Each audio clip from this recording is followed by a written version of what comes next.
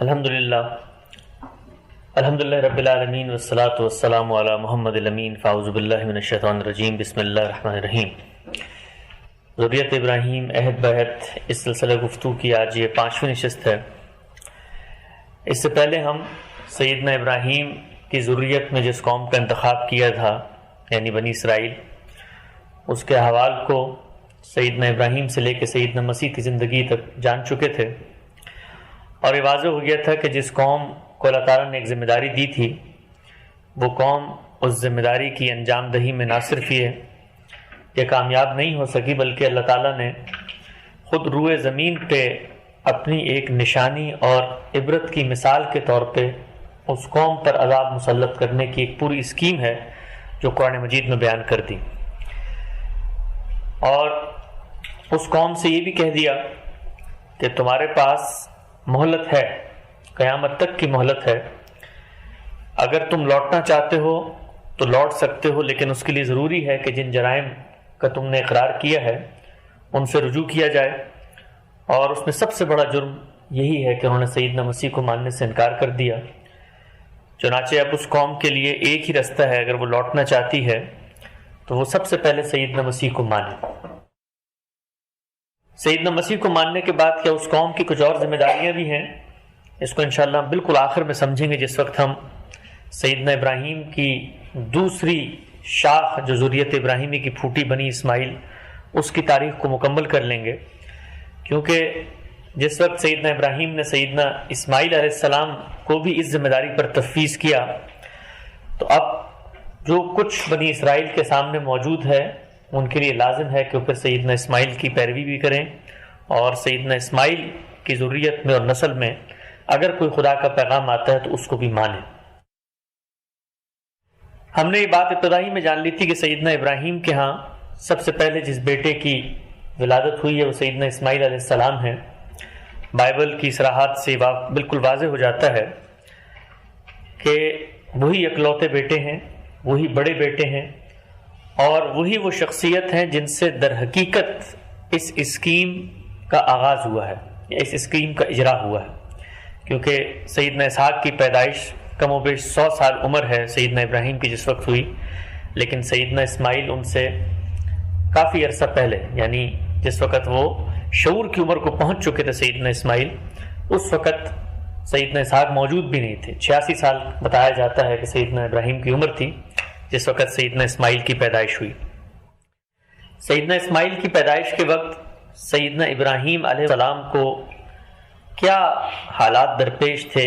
گرد و پیش میں ان کے کیا ماحول تھا، اور کیسے انہوں نے جا کر ان کو وہاں پر آباد کیا، اس سے آج ہم اپنی گفتگو کا آغاز کریں گے، اور قدم بقدم آگے بڑھتے ہوئے یہ جانیں گے کہ جب سیدنا ابراہیم نے سیدنا اسماعیل کے بارے میں کوئی فیصلہ کیا تو اس فیصلے کے لیے کیا نتائج ہیں جو سامنے آئے، کیا تیاریاں ہیں جو انہوں نے کی۔ انہوں نے حرم کا سفر کیا ہے، وہاں پر معبد کی تعمیر کی ہے، تو اس میں کیا ذمہ داریاں ہیں جو ان کے سپرد کی گئیں۔ اسی طریقے سے ایک پوری کی پوری نسل وہاں پر بڑھ رہی ہے، تو اپنے ان کزنز کے ساتھ جو سیدنا اسحاق کی اولاد سیدنا یعقوب کی اولاد ہے، ان کا اور سیدنا اسماعیل کی جو ذریت ہے اس کے مابین کیا رابطہ رہا۔ اسی طریقے سے ہم یہ بھی جانیں گے کہ خود یہ جو سیدنا اسماعیل علیہ السلام کی نسل ہے، آبادی ہے، آگے بڑھی ہے، تو اس میں انحراف کب پیدا ہوا، کیوں پیدا ہوا، کیسے پیدا ہوا، اور پھر اس انحراف کو دور کرنے کے لیے اللہ تعالیٰ نے کیا اقدامات کیے۔ اور ساتھ ساتھ ہم یہ بھی جانیں گے کہ جس طرح وہاں پر ہم نے دیکھا بنی اسرائیل میں کہ بطور قوم ایک ذمہ داری دی گئی ہے، اور ابتدا ہی میں جیسی قوم تشکیلی مراحل سے گزری ہے سیدنا یوسف سے سیدنا موسیٰ علیہ السلام کے زمانے تک، تو پھر ہدایت کر دی گئی ہے جس لیے ان کو منتخب کیا گیا ہے۔ یہاں کیا معاملہ ہوا ہے اور کس مقام پر آ کر انہیں وہ ذمہ داری دی گئی ہے جس کو ہم شہادت سے تعبیر کرتے ہیں، تو یہ ساری چیزیں ہم انشاءاللہ جانیں گے، اور آخر میں یہ بھی جانیں گے کہ ہمارا جو علم ہے، مسلمانوں کا علم، وہ اس پورے معاملے میں یہ جو شہادت کا تصور ہے، یا قوموں کی توریث، یا استوا کا تصور، یا مثال کے طور پہ یہ جو علاقوں کو خاص کرنے کا ایک پورا کا پورا نظریہ ہے، اس کو کیسے دیکھتا ہے؟ کیا ان کے لیے بالکل اجنبی نقطہ نظر ہے؟ کیا پہلی دفعہ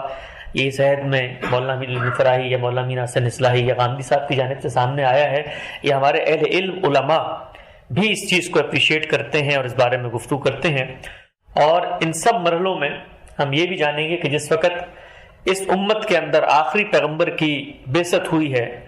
اور ان کو جو کچھ ذمہ داریاں دی گئی ہیں، ان ذمہ داریوں میں یہ جو پورا انتخاب کا قانون ہے، اس کے پس منظر میں ان کو کیا ہدایات کی گئی ہیں اور انہوں نے پھر آگے اپنی قوم کو کیا ہدایات کی ہیں. تو انشاءاللہ کوشش کریں گے کہ ان تمام چیزوں کو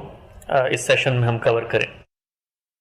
تو میں ابتدا کرتا ہوں. میرے سامنے مولانا حمید الدین فراہی کا ایک مختصر سا کتابچہ ہے. انہوں نے بہت ہی مختصر الفاظ میں یہ چیز بتائی ہے کہ جس وقت سیدنا ابراہیم کی سیدنا اسماعیل کی پیدائش ہوئی تو کیا منظرنامہ تھا اور کیسے سیدنا ابراہیم متوجہ ہوئے ہیں اس طرف جانے کے لیے. وہ لکھتے ہیں کہ حضرت ابراہیم کی عمر 80 سے متجاوز ہو گئی تھی. بائبل میں آتا ہے کہ 86 تھی، مگر ہنوز کوئی اولاد نہ ہوئی. آپ نے دعا فرمائی اور منت مانی کہ پہلا لڑکا خدا کی نظر ہوگا. خداوند تعالیٰ نے حضرت ہاجرہ کے بطن سے ایک فرزند عطا فرمایا. آپ نے اس فرزند کا نام اسماعیل رکھا، یعنی خدا نے سنا. بحر صبا سے کچھ فاصلے پر شمال میں ایک شہر تھا اور اہل شہر میں دولت کا وفور اور فواہش کی کثرت تھی. حضرت لوط کو ان کی ہدایت کے لیے بھیجا. وہ مدت تک ان کو سمجھاتے رہے، مگر اہل شہر اپنے عقائد باطلہ اور افعال شنیہ سے باز نہ آئے. شنی افعال برے افعال. حضرت لوط کو ستانا شروع کیا. خدا کی طرف سے حضرت ابراہیم کے پاس پیغام آیا کہ لوط کے شہر پر عذاب آئے گا. حضرت ابراہیم نے خدا سے یہ کہا کہ وہاں کوئی نیک بندہ ہو. جواب ملا کہ لوط کے گھر کے سوا کوئی نیک بندہ نہیں ہے. یہ داستان ہم تفصیل سے وہاں پڑھ بھی چکے ہیں. اس کے ساتھ سیدنا ابراہیم کو یہ بشارت ہوئی کہ حضرت سارہ کے بطن سے بھی اولاد ہوگی اور ان کی نسل بھی بہت آگے بڑھے گی. اس وقت حضرت ابراہیم کی عمر 99 سال کی تھی. ادھر حضرت لوط کو پیغام الہی پہنچا کہ اپنے اہل و عیال کو لے کر شہر سے باہر نکل جائیں، کیونکہ کل یہ شہر تباہ کر دیا جائے گا. حضرت لوط راتوں رات نکل گئے. کواکب پرستی کے بلند مقامات سے، متمدن اقوام کے نظام زندگی سے یہ طبعاً متنفر تھے، اس لیے حضرت لوط راتوں رات نکل گئے. صبح کو سخت آندھی آئی اور تمام شہر کنکر پتھر کے تلے دفن ہو گیا. حضرت ابراہیم کو شہر پر عذاب نازل ہونے کی خبر ملی اور سمجھایا کہ اس انواع میں اب مرکز توحید کو ڈھونڈنا جس کے وہ متمنی تھے عبث ہے، ممکن نہیں ہے، کیونکہ جو ارد گرد کی بستیاں تھیں اس میں اللہ کا قہر اور اللہ کا عذاب ٹوٹ چکا تھا. تو یہ پیغام ان کو ملا کہ اب جو مرکز توحید وہ بنانا چاہتے ہیں جس کے وہ متمنی ہیں، اس علاقے میں اس کو نہیں ڈھونڈا جا سکتا یا اس علاقے میں وہ نہیں بن سکتا. حضرت سارہ حاملہ ہو گئی تھیں اور دوسرے سال جب حضرت ابراہیم کی عمر 100 برس کی ہوئی، حضرت سارہ 90 برس کی تھی اور ان کے بطن سے حضرت اسحاق پیدا ہوئے. تھوڑے انتظار کے بعد حضرت ابراہیم نے متعلقین کو بیر صبا پر چھوڑا اور خود جنوب کی طرف روانہ ہوئے. توفیق الہی نے رہبری کی. بطحہ مکہ میں پہنچے. دیکھا تو چاروں طرف پہاڑیاں ہیں مگر ہر طرف راہیں کھلی ہیں. زمین پست اور خشک اور غیر آباد ہے. بیچ میں ایک چشمہ ہے جس کا نام زمزم پڑا، یعنی چشمہ جو ہے وہ پہلے سے وہاں پر موجود تھا. یہ ایسا نہیں ہوا کہ بعد میں جا کر کوئی وہاں پر ایڑیاں رگڑی گئیں اور اس کے نتیجے میں وہ چشمہ بنا، اور اس طرح کی جو روایات ہمارے ملتی ہیں. اور یہ بات قرین قیاس بھی ہے، اس لیے کہ خود آپ ایک بے آب و گیا جگہ سے اگر جا رہے ہیں اور جہاں پر طوفان آ چکا ہے یا خدا کا عذاب آ چکا ہے تو ظاہری بات ہے آپ وہاں متمکن ہوں گے جہاں کم سے کم زندگی گزارنے کی بنیادی ضرورت موجود ہو، پانی ہو. تو بیچ میں ایک چشمہ تھا، اس کے پاس ذرا دم لیا اور وہی جگہ ہمیشہ کے لیے مقام ابراہیم کہلائی. یہ جو ہمارے یہاں مقام ابراہیم کی جگہ کہلائی جاتی ہے جس کے نیچے سے ہم دیکھتے ہیں، اب تو وہ زمزم کا کنواں پاس میں تھا لیکن اب اس کو نیچے لے گئے ہیں، تو اس کو مقام ابراہیم بھی اسی لیے کہا جاتا ہے کہ آپ وہاں پر رکے تھے. تمام وادی بطحہ سکون و خاموشی و یکسوئی کی تصویر نظر آئی. ہر سمت غیب سے نسیم امید چلی اور دل شگفتہ ہو گیا. خواب میں دیکھا کہ اسماعیل کو بکمال شوق اپنے یگانہ معبود کے لیے قربان کر رہے ہیں. اپنی نظر کو یاد کر کے سمجھا کہ یہی تعبیر ہے اور یہی خدا یگانہ کا بیت عتیق یعنی قدیم پرستش کا ہے. بیت عتیق اس وادی میں خدا کا پہلا گھر تھا اور اس کے حق میں یہ مقدر تھا کہ باطل پرستوں کو دور پھینکتا رہے. چنانچہ جب یہاں کے باشندے بت پرست ہو گئے اور جوار مکہ سے منتشر ہوئے تو اس معبد کے پتھروں کو بغرض پرستش یہاں سے لے کر جاتے رہے. بس جب ابراہیم علیہ السلام آئے تو بیت عتیق کا بقیہ صرف ایک چمکتا ہوا پتھر رہ گیا تھا، اسی کو یادگار سمجھا اور اس مقام کی نشانی قرار دے کر فوراً بیر سبا واپس چلے گئے۔ بیر سبا یعنی وہ جگہ ہے جہاں پر خاندان کو وہ پیچھے چھوڑ کے آئے تھے۔ اور حضرت اسماعیل کو جو اس وقت تقریباً 16 برس کے تھے اپنے ساتھ بطحا مکہ میں لے آئے، ان سے واقعہ خواب بیان کیا۔ انہوں نے کہا کہ جو آپ کو حکم ہوا ہے بجا لائیے، میں انشاءاللہ اس پر مستقل مزاجی کے ساتھ عمل کروں گا۔ سواری اور ملازمین کو کوہ صفا پر چھوڑا اور اسماعیل کو لے کر اس مقدس جگہ کے سامنے 7 بار بطور نظر کے پھیرایا اور سامنے کی ایک چٹان پر جس کا نام مروہ ہے ذبح کرنے کے لیے لے گئے۔ یہاں پر مولانا حمید الدین فراہی نے یہ بھی بتایا کہ ایسا نہیں ہوا کہ ایک نوزائیدہ بچے کو جو ابھی بالکل شیرخوار ہے، چلنے کے قابل بھی نہیں ہے، ایک بے آب و گیا وادی میں ایک اکیلی تنہا ماں کے حوالے کر کے وہ وہاں سے چلے گئے۔ یہ بات بالکل خلاف عقل بھی معلوم ہوتی ہے، اس لیے کہ سیدنا ابراہیم علیہ السلام کو اللہ تعالیٰ نے ایک منصب پر معمور کیا ہے اور وہ امام الرسل ہیں، اور ان کے اندر جو خرد افروزی کی بصیرت ہے اور اسی کے ساتھ ساتھ ان کے اندر جو شفقت اور محبت اور رحم دلی کا جذبہ ہے، یہ کیسے ہو سکتا ہے کہ ایک چھوٹے سے بچے کو اور ایک اکیلی خاتون کو، تنہا خاتون کو وہاں چھوڑ کے وہ چلے جائیں؟ تو یہ بات بالکل سمجھ میں نہیں آتی تھی۔ تو سیدنا ابراہیم کے بارے میں ہم جانتے ہیں کہ جب وہ وہاں پر آباد ہوئے اور پھر ان کے بعد جب وہ ہجرت کر کے آئے ہیں اور پھر سیدنا لوط علیہ السلام ان کے ساتھ تھے، تو ایسا نہیں تھا کہ کوئی بندہ یا بندے کی ذات انہیں نہیں ملی، وہ وہاں پر رہے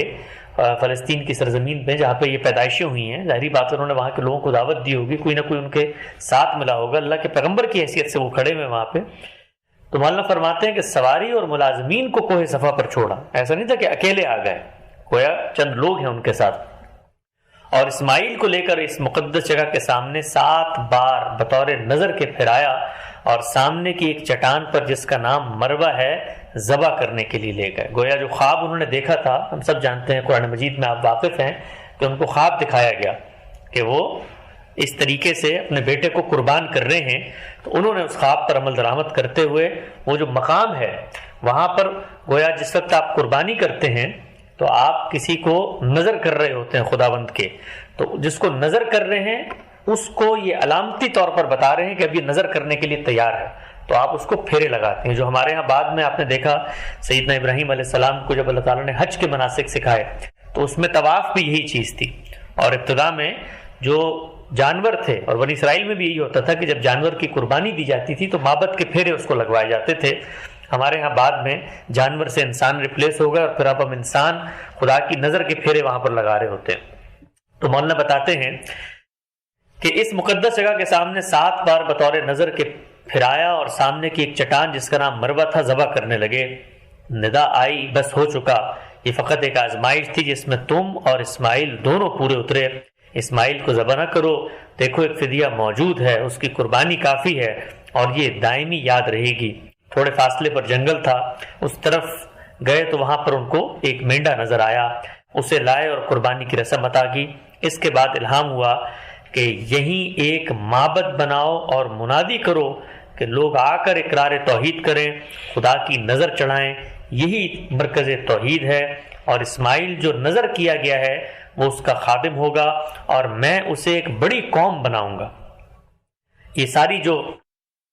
تصریحات مولانا فراہی نے بیان کی ہیں یہ قدیم لٹریچر میں اسی طرح سے ملتی ہیں، بائبل میں بھی، تورات میں بھی، اس سب کو انہوں نے یکجا کر کے خلاصہ کر دیا ہے۔ تم اور اسماعیل دونوں اس عبادت گاہ کو پاک اور صاف رکھنا، اور خود قرآن مجید میں یہ جتنی ہدایات کی گئی ہیں ان کو نقل کر دیا گیا، انشاءاللہ وہ آیات ہم آگے پڑھیں گے۔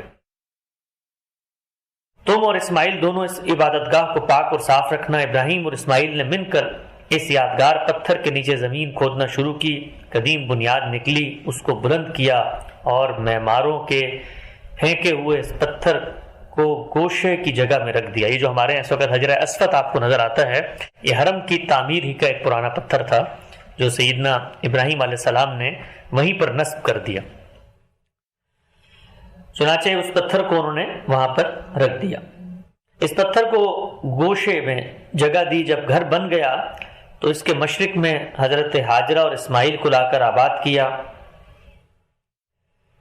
حضرت سارہ اور حضرت اسحاق کو بیر سبا میں رہنے دیا اور خود اکثر حضرت اسماعیل کے پاس آ کر رہتے۔ تورات میں ہے کہ حضرت سارہ کا انتقال ہوا تو حضرت ابراہیم وہاں موجود نہ تھے، خبر سنی تو جا کر انہیں دفن کیا۔ یہود نے یہ لکھنا گوارا نہ کیا کہ وہ حضرت اسماعیل کے پاس تھے۔ یعنی یہ جو ہمارے ہاں ایک مخاصمت کی فضا، جس طرح میں نے اس وقت بھی دوسری نشست میں عرض کیا تھا کہ یہود چونکہ سیدنا اسحاق کو اور اس کے بعد یعقوب کو وہ فضیلت دیتے ہیں، اور وہ سمجھتے ہیں کہ جو کچھ فضیلت کے معاملات ہوئے ہیں وہ سیدنا اسحاق کے ساتھ خاص ہیں، تو خود بائبل میں جب یہ بات لکھی گئی، اس وقت سیدہ سارہ کا انتقال ہوا، سیدنا ابراہیم موجود نہیں تھے، تو یہ تک لکھنا گوارا نہ کیا گیا، یا بعد میں اگر لکھا گیا ہوگا تو اس کو محو کر کے تحریف کر کے مٹا دیا گیا کہ وہ کہاں تھے، وہ سیدنا اسماعیل علیہ السلام کے پاس تھے۔ تو اس سے ایک اندازہ ہوتا ہے کہ کیا وہ منظرنامہ تھا، کیا وہ حالات اور واقعات تھے جس میں سیدنا ابراہیم علیہ السلام نے سیدنا اسماعیل کو یہاں پر آباد کرنے کا فیصلہ کیا۔ ہمیں یہ بھی معلوم ہوتا ہے مختلف روایات سے کہ سیدنا ابراہیم نے ایسا نہیں ہے کہ یہاں پر ان کو آباد کرنے کا فیصلہ کیا اور اس کے بعد وہ سب کو چھوڑ چھاڑ کے یہاں سے چلے گئے، بلکہ مختلف روایات میں یہ بات سامنے آتی ہے کہ وہاں پر انہوں نے باقاعدہ سیدنا اسماعیل کو آباد کیا، اور مختلف قافلے وہاں سے گزرتے تھے۔ انہی میں سے ایک جرہم کا قافلہ ہے جو وہاں سے گزرا، اور ان سے ان کا انٹریکشن ہوا، اور اس کے نتیجے میں سیدنا اسماعیل کی جو شادی ہے وہ قبیلہ بنی جرہم میں کی گئی۔ ایک روایت ہے صحیح بخاری میں، وہ بھی اس تصویر کو واضح کرتی ہے کہ کس طریقے سے سیدنا ابراہیم نے، سیدنا اسماعیل تھے، ان کے زندگی کے معاملات میں باقاعدہ دلچسپی لی، ان کو وہاں آباد کیا، ان کی وہاں شادی کرائی، اسی طریقے سے کچھ طلاق کے معاملات بھی ہوئے۔ یہ ابن عباس کی روایت ہے، وہ کہتے ہیں کہ حضرت ابراہیم وقتاً فوقتاً اسماعیل سے ملنے کے لیے آیا کرتے تھے۔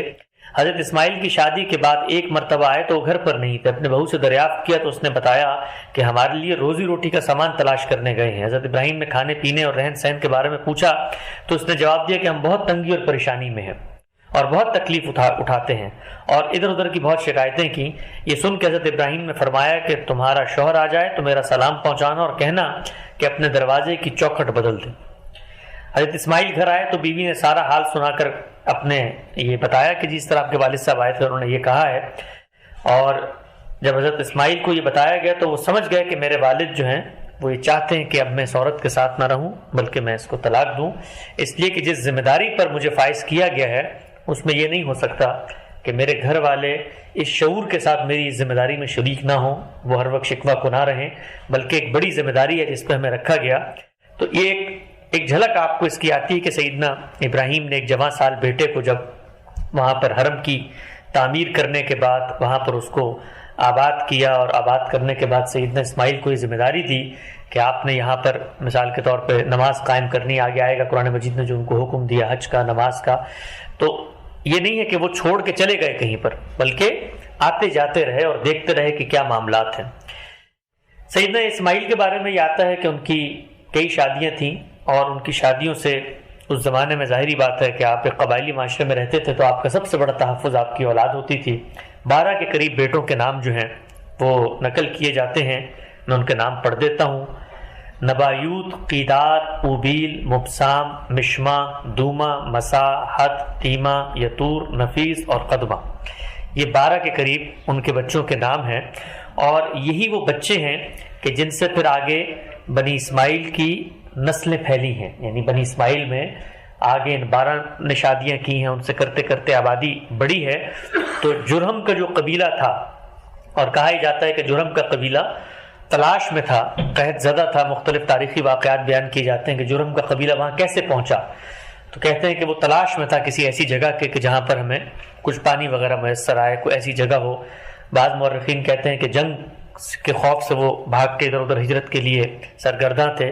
تو جرہم کے قبیلے کے ساتھ ان کی انٹریکشن ہوا ہے، پھر اس کے بعد ان کی شادی ہوئی ہے، پھر ان کے بچے ہوئے ہیں۔ ظاہری بات ہے وہ قبیلہ پہلے سے موجود ہوگا، ان کے اپنے لوگ بھی ہوں گے، سیدنا اسماعیل نے ان کو دعوت دی اور وہ سارے لوگ پھر ایمان لے آئے۔ تو اس سے بھی یہ اندازہ ہوتا ہے کہ سیدنا اسماعیل کو جب وہاں پر آباد کیا گیا تو بالکل شروع کے جو مراحل ہیں وہ کیا مراحل ہیں۔ ہم یہ بھی جانتے ہیں کہ اللہ تعالیٰ نے جس وقت ان کو وہاں پر آباد کیا ہے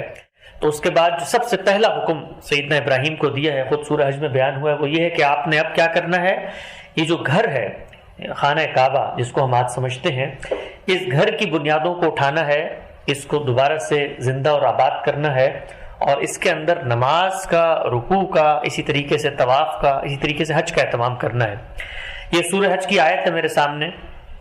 اللہ تعالیٰ نے فرمایا کہ یاد کرو وہ وقت جب کہ ہم نے ابراہیم کے لیے اس گھر یعنی خانہ کعبہ کی جگہ تجویز کی تھی، اس ہدایت کے ساتھ کہ میرے ساتھ کسی کو شریک نہ کرو، اور میرے گھر کو طواف کرنے والوں اور قیام اور رکوع سجود کرنے والوں کے لیے پاک رکھو۔ قرآن مجید کے مختلف مقامات پہ جب بیت اللہ کی صفت بیان کی گئی ہے تو اس کو کہا گیا ہے کہ یہ قدیم گھر ہے، بیت عتیق کی بات آتی ہے۔ اسی طریقے سے جس وقت ابراہیم علیہ السلام کو ہدایت کی گئی کہ گھر تعمیر کریں، تو وہاں پر بھی جو الفاظ استعمال ہوئے ہیں وہ یہ ہے کہ اذ یرفع ابراہیم قواعد، یعنی جس وقت اس نے اس گھر کی دیواریں اٹھائیں، بنیادیں اٹھائیں، تو اس سے یہ اشارہ ملتا ہے کہ گویا پہلے سے وہاں پر کوئی چیز موجود تھی۔ اور خود مولانا فراہی نے اس طرح آپ کے سامنے آیا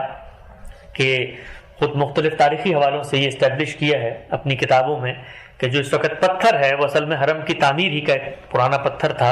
اس کو وہاں رکھا۔ تو اس سے یہ سوال پیدا ہوتا ہے کہ پھر ابراہیم علیہ السلام امام الرسل ہیں، ان کو یہ جگہ آباد کرنے کے لیے بھیجا گیا، تو جس جگہ کو آباد کرنے کے لیے بھیجا گیا ہے اس کے اشارات یا اس کے آثار پہلے سے موجود تھے، تو پھر یہ خانہ کعبہ کب تعمیر ہوا، کس نے تعمیر کیا، کیسے تعمیر کیا؟ تو اس حوالے سے کوئی حتمی بات تو قرآن مجید نے بیان نہیں کی کہ یہ جو اللہ کا معبد ہے یا اللہ کا گھر ہے کہ یہ کس وقت کس نے تعمیر کیا، لیکن ہمارے ہاں جو مختلف رجحانات ہیں میں ان کا خلاصہ آپ کے سامنے رکھ دیتا ہوں۔ 3 رجحانات ہیں۔ پہلا یہ ہے جو کہ مختلف آثار اور اسرائیلی روایات کی روشنی میں بیان کیا جاتا ہے کہ اللہ تعالیٰ نے اپنے عرش کے نیچے ایک گھر بنایا تھا، اسے بیت معمور کہتے ہیں، فرشتے اس کا طواف کرتے تھے۔ اللہ تعالیٰ نے فرشتوں کو حکم دیا کہ اس جیسا ایک گھر زمین پر بھی بنائے تاکہ اہل زمین بھی اسے اپنی عبادت کا مرکز بنا لیں، اور فرشتوں نے اس حکم کی تعمیل کی۔ یعنی ایک رجحان ہمارے جو مسلمانوں کی تاریخ ہے اس میں یہ ہے کہ اس کی ابتدائی تعمیر فرشتوں کے ذریعے سے اللہ تعالیٰ نے کروائی تھی۔ دوسرا جو نقطہ نظر ہے وہ یہ کہ جب حضرت آدم جنت سے دنیا میں بھیجے گئے تو انہوں نے اس کی تجدید کی۔ سیدنا آدم کو سب سے پہلے یہ ذمہ داری دی گئی کہ آپ جو ہیں وہ اللہ کے ایک معبد کی تعمیر کریں، اور اس وقت کہا جاتا ہے کہ فرشتوں نے بھی سیدنا آدم کا ساتھ دیا اور پھر اس تعمیر کو انہوں نے اٹھایا۔ تیسرا جو نقطہ نظر ہے وہ یہ کہ حضرت آدم کی وفات کے بعد حضرت شیث اور ان کے بیٹوں نے اس کی پختہ جو عمارت ہے وہ تعمیر کی، اور ایک عرصے تک وہ عمارت قائم رہی، یہاں تک کہ طوفان نوح میں وہ زمین بوس ہو گئی اور اس کے نام و نشان جو ہیں وہ مٹ گئے۔ ہمارے ہاں مختلف جو حدیث کا لٹریچر ہے اس کے اندر بھی یہ چیزیں سامنے آتی ہیں کہ یہ کیسے تعمیرات ہوئیں اور کس طریقے سے سیدنا ابراہیم نے معاملہ کیا، لیکن وہاں پر بھی کوئی حتمی بات اس طرح کی سامنے نہیں آتی کہ اس گھر کو جو سب سے پہلے کسی نے تعمیر کیا تو وہ کون تھا۔ تاہم جو کچھ اللہ تعالیٰ کی گفتگو کا اسٹائل ہے اس سے یہ معلوم ہوتا ہے کہ ایسا نہیں ہے کہ کسی کام کو انیشیٹ کر رہے ہیں، بلکہ پہلے سے کوئی پس منظر میں چیز جو ہے وہ موجود ہے۔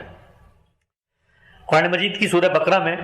اس چیز کو بھی بیان کیا گیا ہے۔ فرمایا اور یاد کرو ابراہیم اور اسماعیل جب اس گھر کی دیواریں اٹھا رہے تھے تو دعا کرتے جاتے تھے کہ اے رب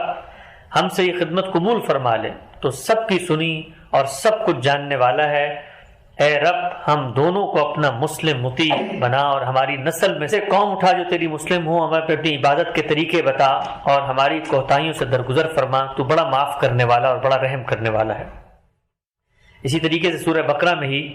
دوسری جگہ پر اس کی مزید تفصیل آئی، اور یاد کرو ہم نے اس گھر کعبے کو لوگوں کے لیے مرکز اور امن کی جگہ بنا دیا تھا، اور لوگوں کو حکم دیا تھا کہ ابراہیم جہاں عبادت کے لیے کھڑا ہوتا ہے اس مقام کو مستقل جائے نماز بنا لو، اور ابراہیم اور اسماعیل کو تاکید کی تھی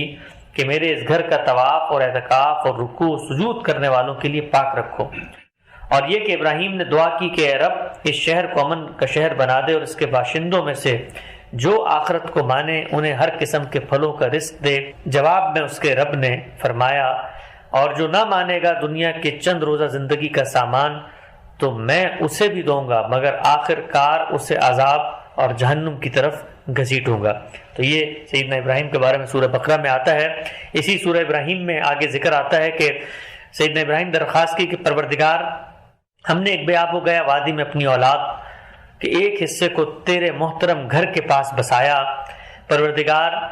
یہ میں نے اس لیے کیا کہ یہاں یہ لوگ نماز قائم کریں، لہٰذا لوگوں کے دلوں کو ان کا مشتاق بنا اور انہیں کھانے کو پھل دے۔ خود قرآن مجید سے معلوم ہوتا ہے کہ آگے چل کے سیدنا ابراہیم علیہ السلام نے اللہ تعالیٰ سے جو درخواست کی ہے، ظاہری بات اللہ کے اذن سے دی ہوگی کہ وہ حج کی جو عبادت ہے اس کو انیشیٹ کریں اور اس کے جو مناسک ہیں، اس کے جو مراسم عبودیت ہیں ان کو وہ سکھا دیں۔ سورہ حج میں ذکر ہے اور لوگوں کو حج کے لیے اذن عام دے کہ وہ تمہارے پاس ہر دور دراز مقام سے پیدل اور اونٹوں پر سوار آئیں تاکہ وہ فائدہ دیکھیں جو یہاں ان کے لیے رکھے گئے ہیں، اور چند مقرر دنوں میں ان جانوروں پر اللہ کا نام لیں جو اس نے انہیں بخشے ہیں، خود بھی کھائیں اور تنگ دست محتاجوں کو بھی دیں، پھر اپنا میل کچیل دور کریں اور اپنی نظریں پوری کریں اور اس قدیم گھر کا طواف کریں۔ اس تفصیل سے بھی واضح ہوتا ہے کہ کس طرح سیدنا ابراہیم علیہ السلام نے اہتمام سے اللہ تعالیٰ کی توحید کے اس مرکز کو، اس معبد کو نہ صرف یہ کہ قائم کیا بلکہ اس کو آباد رکھنے کے لیے ایک پورا لاہ عمل جو ہے وہ دیا، اور سیدنا اسماعیل کو اور ان کے ساتھ ان کی قوم کو جو لوگ ایمان لے آئے تھے بری جرم کے قبائل، ان کو اس ذمہ داری پر فائز کیا کہ وہ منادی کریں، ارد گرد کے لوگوں کو بتائیں اور ان کو یہ بتائیں کہ اللہ کی توحید کا مرکز ہے، یہاں پر آئیں، نماز قائم کریں۔ ظاہری بات ہے نماز کا طریقہ سیدنا ابراہیم علیہ السلام کو اللہ نے سکھایا ہوگا، اسی طریقے سے اس گھر کا طواف کریں، طواف کا طریقہ سکھایا، اسی طریقے سے حج کے مناسک ادا کریں، اور حج کا جو پورا طریقہ ہے وہ بھی جو ہے سیدنا ابراہیم کو اللہ تعالیٰ نے سکھایا۔ یہاں پر ایک سوال پیدا ہوتا ہے کہ جس وقت سیدنا ابراہیم اتنا بڑا کام کر رہے تھے، اور ظاہری بات ہے جب وہ یہ کام کر رہے تھے تو بار بار واپس اپنے علاقے میں جاتے ہوں گے، اور وہاں پر بھی ان کی آل اولاد پیدا ہو چکی ہے، اور ایک دن میں تو یہ کام نہیں ہوا، برسا برس لگے ہیں اس میں، تو وہ جو قوم وہاں پر آباد تھی وہ ابتدا ہی میں اس بات سے واقف ہو گئی ہوگی کہ سیدنا ابراہیم ایک دوسری جگہ پر اپنی اولاد کو آباد کر چکے ہیں، اور پھر اس قوم میں جو آگے نسلیں بڑھ رہی تھیں، اور سیدنا موسیٰ علیہ السلام کے زمانے میں ہم یہ جانتے ہیں کہ وہ لاکھوں کی تعداد میں پہنچ چکی تھیں، تو یہ جو قوم وہاں پر آباد ہے، اور ظاہری بات ہم یہ جانتے ہیں کہ زمینی جو فاصلہ ہے وہ بھی کوئی بہت زیادہ نہیں ہے، ایسا نہیں ہے کہ کوئی ایشیا کے علاقے ہیں اور وہ جو ہے کوئی دوسرے علاقے ہیں، بالکل دنیا کا وسط ہے، فلسطین کی سرزمین ہے، اور جس کو آپ کہتے ہیں چند ہفتوں کی اس زمانے میں بھی مسافت ہے، گھوڑوں پہ آپ ایک دوسرے علاقوں میں جا سکتے ہیں۔ تو ان کا کیا معاملہ رہا؟ کیا وہ اس ڈیولپمنٹ سے آگاہ تھے؟ کیا وہ جانتے تھے کہ سیدنا ابراہیم نے یہاں پر ایک کام کیا ہے، اور یہ جو حرم انہوں نے یہاں پر تعمیر کیا ہے، توحید کا ایک مرکز، یہ ہم جانتے ہیں کہ سیدنا ابراہیم نے اس طرح کا کوئی مرکز یا اس طرح کا کوئی معبد وہاں پر تعمیر نہیں کیا، تو اگر نہیں کیا تو پھر ان لوگوں کا اس معبد کے بارے میں کیا نقطہ نظر تھا، وہ کیسے دیکھتے تھے اس کو، اور اپنے تعلق کا اس سے کس طرح سے اظہار کرتے تھے، اس کی بھی ایک چھوٹی سی تصویری جھلک ہم خود بائبل ہی کے مختلف اقتباسات سے جاننے کی کوشش کرتے ہیں۔ مولانا حمید الدین فراہی نے اس حوالے سے کافی کچھ لکھا ہے، اور وہ یہ بتاتے ہیں خود تورات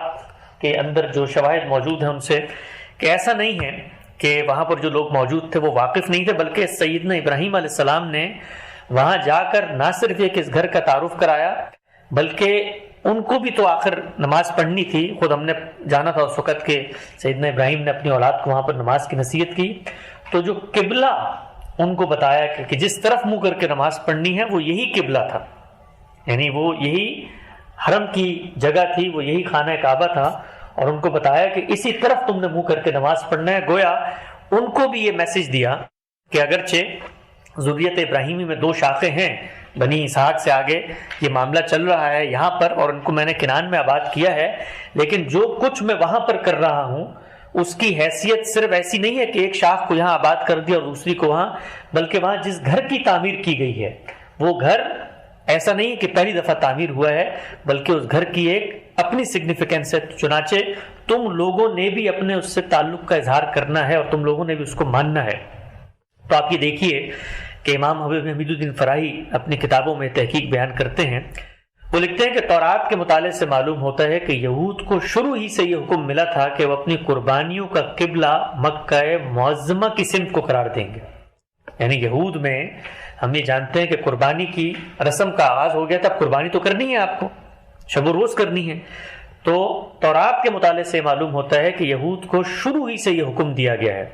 کہ وہ اپنی قربانیوں کا قبلہ مکہ معظمہ کی سمت کو قرار دیں گے، تفصیل اس اجمال کی یہ ہے کہ قربانی کے لیے ضروری تھا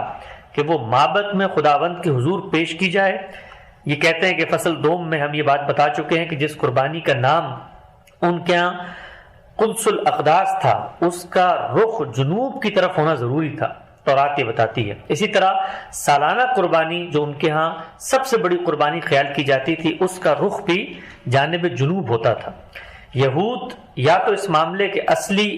راز سے بے خبر تھے، جیسا کہ وہ کہتے ہیں کہ میں نے اوپر اشارہ کیا ہے، یا انہوں نے بالمقصد اس معاملے کو اس طریقے سے بیان نہیں کہا جس طرح ان کی عادت تھی۔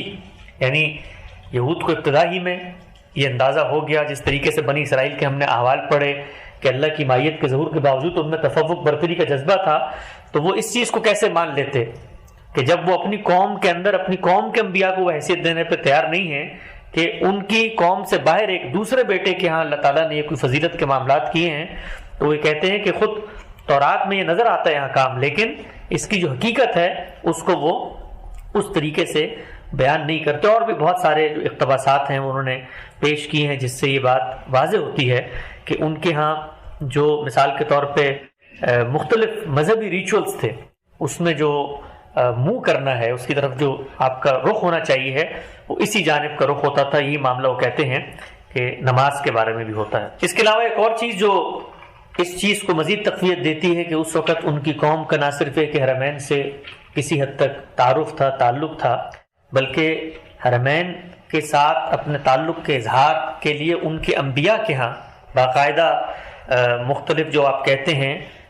دعائیں ہیں جو ہم تک پہنچتی ہیں، نقل ہوئی ہیں، کہ جس میں خود انبیاء بنی اسرائیل جو ہیں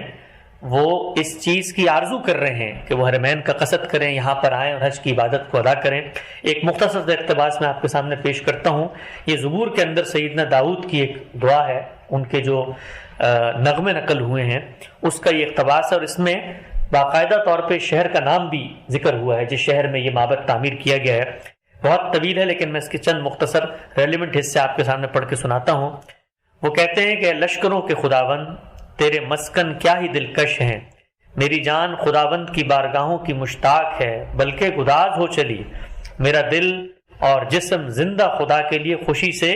للکار رہا ہے۔ اے لشکروں کے خداوند، میرے بادشاہ اور میرے خدا، تیرے مذبحوں کے پاس گوریا نے اپنا آشیانہ اور ابابیل نے اپنے لیے گھونسلہ بنا لیا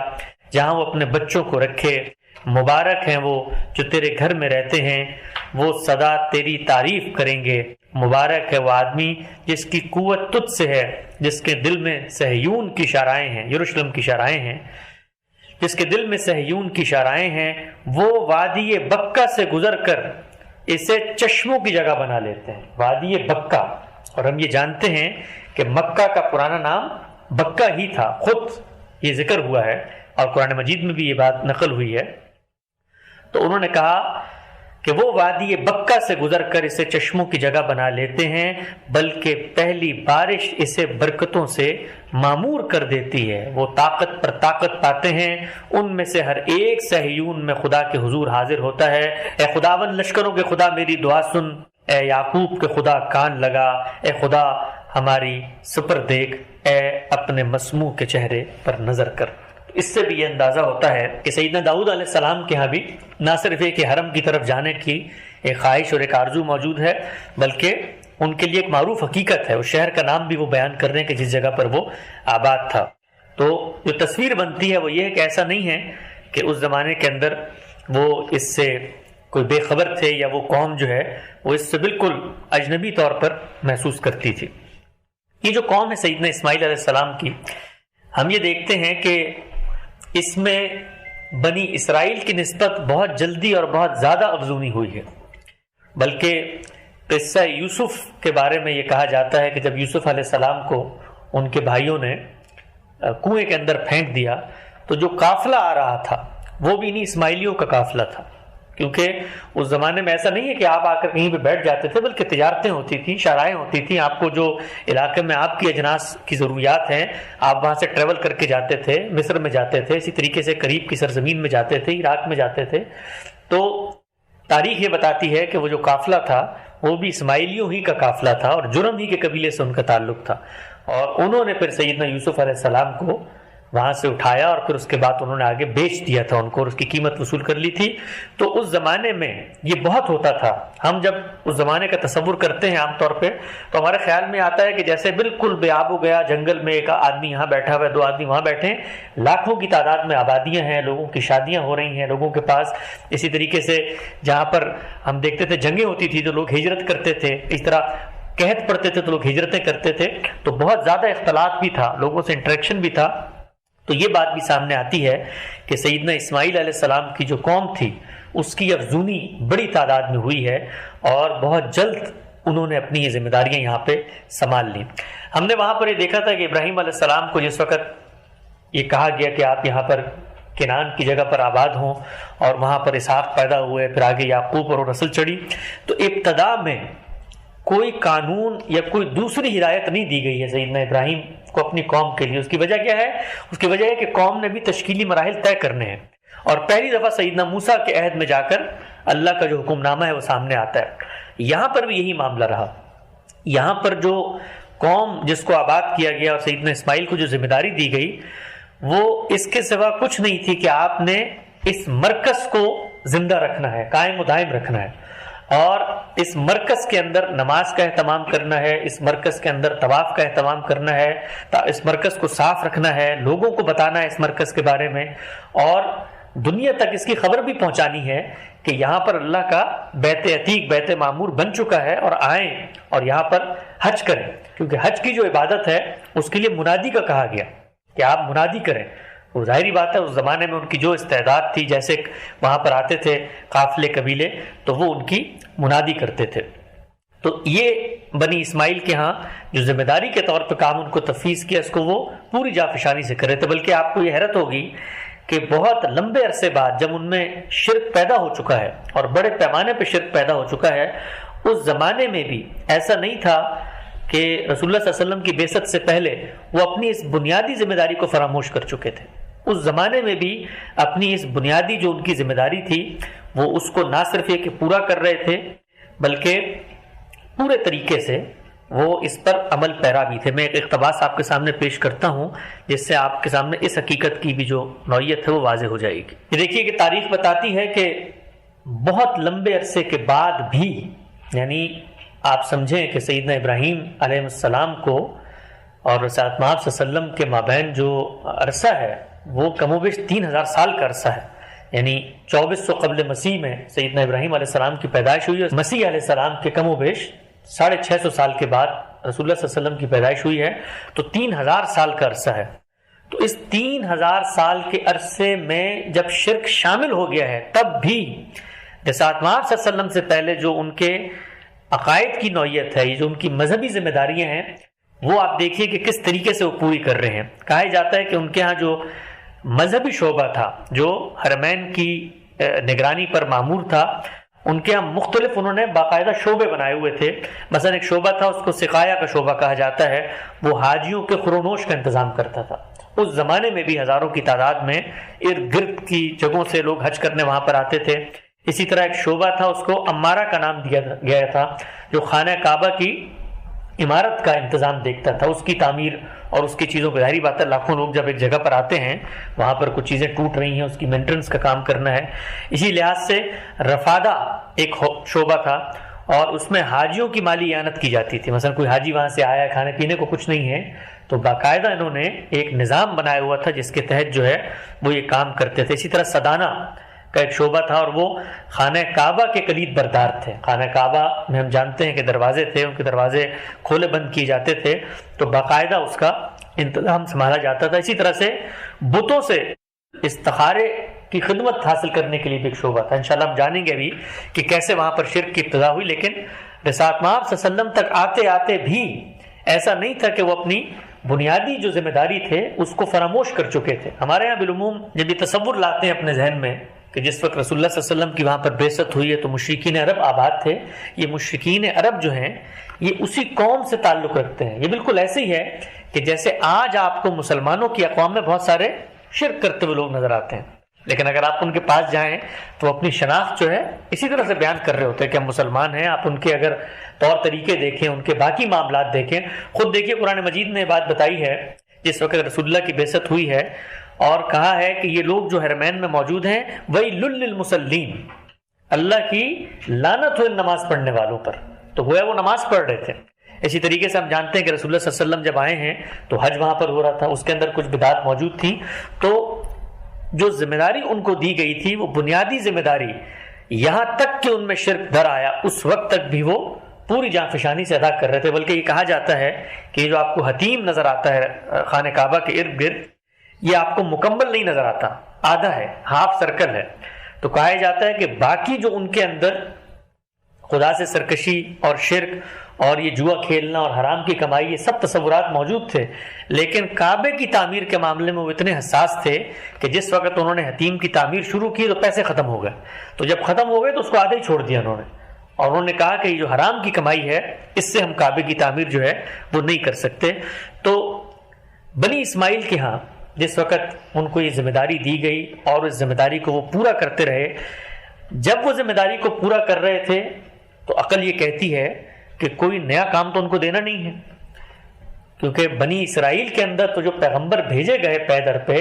وہاں تو معاملہ یہ ہوا کہ قوم اپنی ذمہ داری کو بحیثیت قوم اٹھانے کے لیے تیاری نہیں تھی. تو پھر اللہ تعالیٰ نے کوشش کی کہ وہاں پر ان کو ان کے قومی تشخص کے طور پر بیان کیا جائے کہ انہوں نے کیسے کام کرنے ہیں. لیکن یہاں پر بطور جماعت اور بطور قوم کی جو ذمہ داری دی گئی تھی وہ آپ دیکھیے کہ اس 3000 سال کے عرصے میں بھی یہاں تک کہ بدترین شرک در آیا تب بھی وہ اس کو پورا کر رہی تھی. تو اس سے یہ اندازہ ہوتا ہے کہ کیا وجہ ہے کہ پھر بنی اسماعیل میں کوئی دوسرا پیغمبر ہمیں نظر نہیں آتا، یہاں تک کہ رسول اللہ صلی اللہ علیہ وسلم آخری پیغمبر ہے جو ان میں مبعوث ہوئے. یعنی کوئی انحراف اس درجے کا پیدا ہی نہیں ہوا جس کی وجہ سے کسی پیغمبر کو بھیج کے دوبارہ سے اس معبد کے اندر اگر کوئی غلط معاملات ہو رہے ہیں، کوئی شرک کی چیزیں ہو رہی ہیں تو ان کو دور کرنے کے لیے اللہ تعالیٰ کو ہدایت بھیجیں. تو یہاں پر جو ذمہ داری دی گئی تھی وہ یہ تھا کہ بیت عتیق کو بحال رکھنا ہے، یہاں پہ لوگوں کو معمور کرنا ہے، حج کا اہتمام کرنا ہے، نماز کا اہتمام کرنا ہے، اسی طریقے سے طواف کا اہتمام کرنا ہے. تو یہ قوم بہت لمبے عرصے تک، یعنی کم و بیش آپ سمجھیے کہ سیدنا ابراہیم سے اگر رسول اللہ صلی اللہ علیہ وسلم کا جو عرصہ ہے وہ کوئی 3000 سال کا بنتا ہے، تو رسول اللہ صلی اللہ علیہ وسلم کی دنیا میں بعثت سے کم و بیش 300 سال قبل کہا جاتا ہے کہ ان کا انحراف پیدا ہوا. تو 2500 سال سے زیادہ ایک قوم کی آبادی اپنے اس اصل جو مشن تھا اس پر وہ قائم رہی. اور یہ چیز بھی پیش نظر رہے کہ اصل مشن بھی محدود تھا.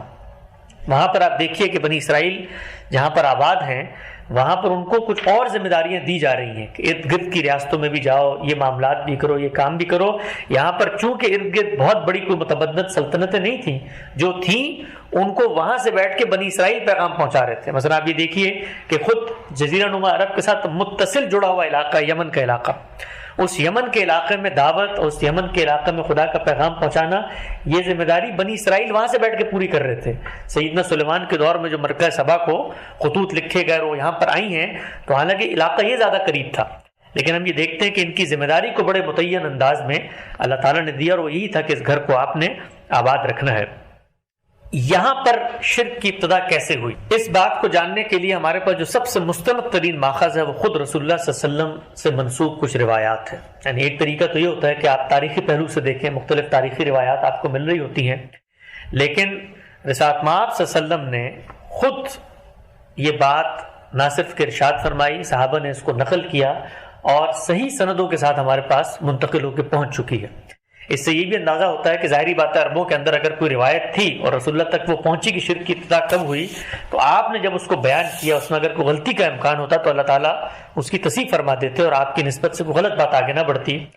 کہا جاتا ہے کہ عمر بن لح بن خزا ایک شخص تھا، عمر بن خزا کے نام سے یہ مشہور تھا، اور یہ سردار تھا وہاں کا، یعنی اس بنی جرہم کے قبیلے کا یہ سردار تھا، اور اس کے مختلف اسفار ہوتے تھے، مختلف جگہوں پر یہ جاتا تھا. تو شام کی طرف یہ گیا تو اس نے وہاں پر کچھ بتوں کو دیکھا. پہلے بھی جاتا ہوگا لیکن ظاہری بات ہے ہم یہ دیکھتے ہیں کہ انحراف سب سے پہلے آپ کی طبیعت میں پیدا ہوتا ہے. خود سردار تھا، اندازہ ہوا ہوگا کہ شاید میری ہی طرح کے لوگوں کو اب باقی جو قوم ہے ان کا گرویدہ بننا چاہیے. باہر جگہوں پر جا کر دیکھا اس نے شام وغیرہ میں کہ وہاں پر باقاعدہ بت پرستی ہو رہی ہے. تو کہا جاتا ہے کہ جب یہ وہاں پر گیا ہے اور بتوں کی پوجا کرتے ہوئے اس نے لوگوں کو دیکھا تو وہ چونکہ انبیاء کی سرزمین تھی شام بھی، اور وہاں پر یہ چیز شروع ہو گئی تھی، تو اس نے وہاں سے ایک بت کہا جاتا ہے حبل کے نام سے وہ لے کر آیا اور خانہ کعبہ کے اندر جو ہے وہ اس نے نصب کر دیا. اور اس بت کے بارے میں بتایا جاتا ہے کہ وہ انسان کی شکل کا ایک بت تھا جو ممکن ہے کسی بڑے بزرگ جو وہاں پر گزرے ہوں ان کی شبیہ کے طور پر، ان سے اپنے تعلق کی علامت کے طور پر لوگوں نے وہاں پر نصب کر دیا. لیکن یہ بات تاریخی مختلف ذرائع میں بیان ہوئی ہے. روایت کے کیا الفاظ ہیں، یعنی رسول اکرم صلی اللہ علیہ وسلم نے کیا بات فرمائی ہے اس شخص کے بارے میں کہ یہ معاملہ کیسے ہوا، دو روایات ہمارے سامنے آتی ہیں. یہ عائشہ رضی اللہ عنہ کی روایت ہے، وہ فرماتی ہیں کہ رسول اکرم صلی اللہ علیہ وسلم نے فرمایا کہ میں نے جہنم کو اس حال میں دیکھا ہے کہ اس کا ایک حصہ دوسرے کو کھائے جا رہا ہے. یعنی یہ ہم جانتے ہیں کہ رسول اللہ صلی اللہ علیہ وسلم کو جنت جہنم اس کے احوال رویا کے اندر دکھائے جاتے تھے، خواب کے اندر دکھائے جاتے تھے، اور یہ بتایا جاتا تھا کہ وہاں پر کیا حوال ہے. تو کسی رویا کا یہ ذکر ہے، بالعموم آپ کو باقی خوابوں میں بھی یہ بات ملتی ہے. تو آپ نے فرمایا کہ میں نے جہنم کو اس حال میں دیکھا ہے کہ اس کا ایک حصہ دوسرے کو کھائے جا رہا تھا. اور عمر بن عامر خزائی، یہ رسول اللہ کے الفاظ ہیں، عمر بن عامر خزائی کو میں نے دیکھا کہ وہ اپنی آنتیں اس میں گھسیٹ رہا تھا، اور یہی وہ پہلا شخص ہے کہ جس نے عرب میں سائبہ کی رسم جاری فرمائی. یہ سائبہ کیا ہے اگلی کی روایت میں اس کی توضیح میں مزید کر دوں گا. یعنی جو بات رسالت ناصر نے فرمائی اس کی وضاحت میں ہمارے استاد جناب لکھتے ہیں کہ مطلب یہ ہے کہ ہمارے اس زمانے میں جو مشرکانہ رسوم و بدعات اہل عرب نے اختیار کر رکھی ہیں ان کا دین ابراہیمی سے کوئی تعلق نہیں ہے. اللہ کے پیغمبر ہمیشہ توحید ہی کی دعوت دیتے تھے. ابراہیم علیہ السلام نے اپنی اولاد کو اس عقیدے پر چھوڑا تھا. میں بھی اس کی دعوت دے رہا ہوں، لہٰذا جو لوگ ان رسوم اور بدعات کی تائید میں اپنی آبا کا حوالہ دیتے ہیں، یعنی وہاں پر حرم کے اندر جو شرک ہو رہا تھا، مشرکانہ روایات تھی، اس سب میں آبا کا حوالہ دیا جاتا تھا کہ ہم نے تو اپنے باپ دادا کو یہ کرتے ہوئے پایا ہے. تو رسالت صلی اللہ علیہ وسلم نے جو بات فرمائی ہے اس کا مفہوم یہ ہے کہ یہ جو تم آبا کا حوالہ دیتے ہو، یہ ہمارے جو ابو الآبا کی حیثیت سے سیدنا ابراہیم آئے تھے، یہ انہوں نے نہیں کیا تھا، بلکہ یہ تمہاری نسل کا ایک اوپر شخص ہے، تمہارے باپوں کا ایک باپ ہے جس کا نام عمر بن عامر خزائی ہے، اس نے یہ کیا تھا اور وہ اب جہنم کا ایندھن بن رہا ہے وہاں پہ. تو یہ ایک روایت ہے. دوسری روایت بھی ہے، یہ دوسری روایت ہے ابو ہریرہ رضی اللہ عنہ سے. وہ کہتے ہیں کہ میں نے رسول اللہ صلی اللہ علیہ وسلم کو اقسم بن جون خزائی رضی اللہ عنہ سے کہتے ہوئے سنا کہ اے اقسم، میں نے دوزخ میں عمر بن خندف کو دیکھا کہ وہ اپنی آنتیں آگ میں گھسیٹ رہا ہے. میں نے تم سے زیادہ کسی کو اس کا مشابہ نہیں پایا. یعنی رسول اللہ صلی اللہ علیہ وسلم نے کسی شخص کو خواب میں دیکھا اور خواب میں دیکھنے کے بعد اپنے ایک صحابی کو یہ کہا کہ جو میں نے رات خواب دیکھا ہے، جو شخص میں نے دیکھا بالکل تمہاری شکل سے ملتا جلتا ہوا آدمی تھا. تو اقسم نے سنا تو پوچھا یا رسول اللہ، اس کے ساتھ میری یہ مشابہت کہیں مجھے نقصان تو نہیں پہنچائے گی؟ آپ نے فرمایا نہیں، تم مومن ہو. وہ کافر تھا. آپ نے بتایا کہ یہی وہ پہلا شخص تھا، روایت کے الفاظ ہیں، یہی وہ پہلا شخص تھا، انہو کان اول من غیر دین اسماعیل، یہی وہ پہلا شخص تھا کہ جس نے اسماعیل علیہ السلام کے دین کو بدل ڈالا، بتوں کے آستانے بنائے، بحیرہ، سائبہ، وسیلہ اونٹنیوں اور حام اونٹ کو بتوں کے نام پر آزاد چھوڑنے کی رسم جاری فرمائی. جو پہلی روایت تھی اس میں صرف اتنا ذکر تھا کہ ایک شخص ہے، میں نے اس کو دیکھا ہے، اور اس شخص نے یہاں پر جو ہے وہ سب سے پہلے سائبہ کی ایک رسم جاری فرمائی. اور یہاں پر اس روایت میں مزید تفصیل آتی ہے کہ سائبہ کیا تھی. اس کی بھی تفصیل ہمارے استاد نے لکھی ہے، مختصر میں پڑھ دیتا ہوں. کہتے ہیں یہ وہی عمر بن عامر ہے جس کا ذکر یہاں عربوں کے طریقے پر باپ کے بجائے دادا کی نسبت سے کیا گیا ہے. نبی صلی اللہ علیہ وسلم نے ایک موقع پہ اسی اسلوب میں اپنے بارے میں بھی کہا ہے، انا عبد المطلب. یہ جو کہا گیا ہے کہ بحیرہ، سائبہ، وسیلہ اور حام، اس سے کیا مراد ہے؟ تو اس سے مراد کو واضح کرتے ہوئے انہوں نے لکھا ہے کہ بحیرہ اس اونٹنی کو کہتے ہیں کہ جس سے 5 بچے پیدا ہو چکے ہوتے ہیں اور ان میں سے آخری نر ہوتا ہے. ایسی اونٹنی کے کان چیر کر اسے بتوں کے نام پر آزاد چھوڑ دیا جاتا تھا. سائبہ اس اونٹنی کو کہتے ہیں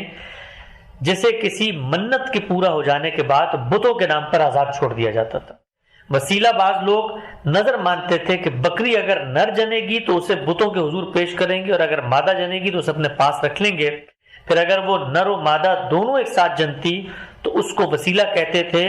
اور ایسے نر کو بتوں کی نظر نہیں کرتے تھے۔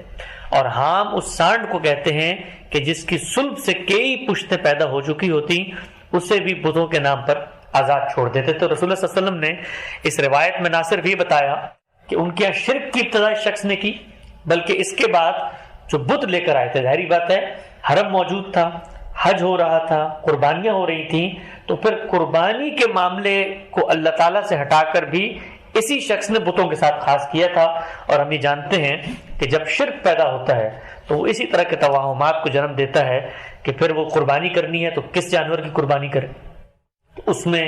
جو جانور ان کے کوئی اہم جانور سمجھا جاتا تھا، کسی جانور نے آخر میں نر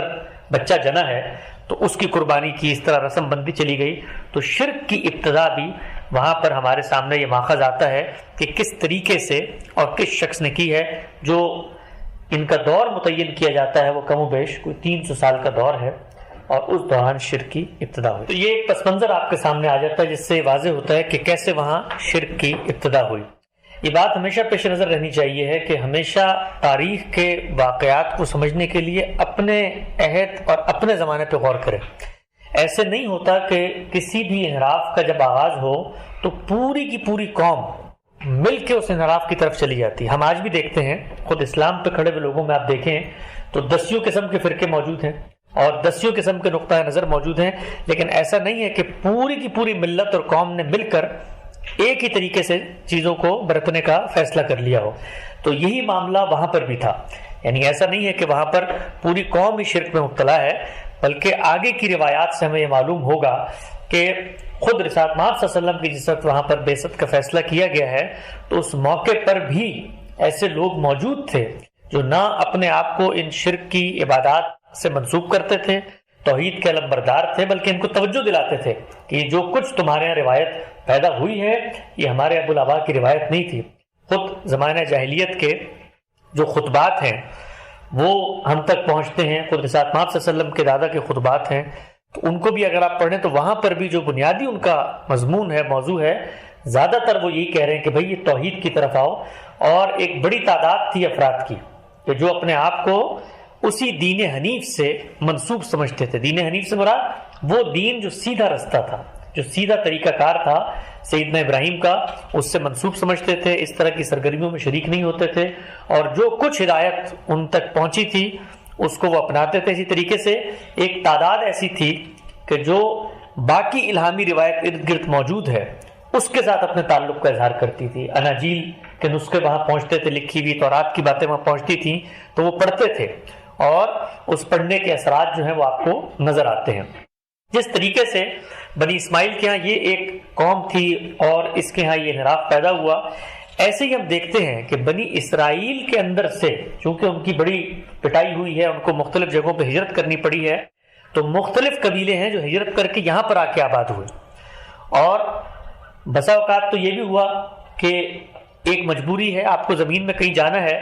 لیکن خود بائبل کے مطالعے سے ہمیں یہ پتہ چلتا ہے کہ بے شمار ایسے مقامات ہیں ان کی الہامی روایت میں کہ جہاں پر اس سرزمین کی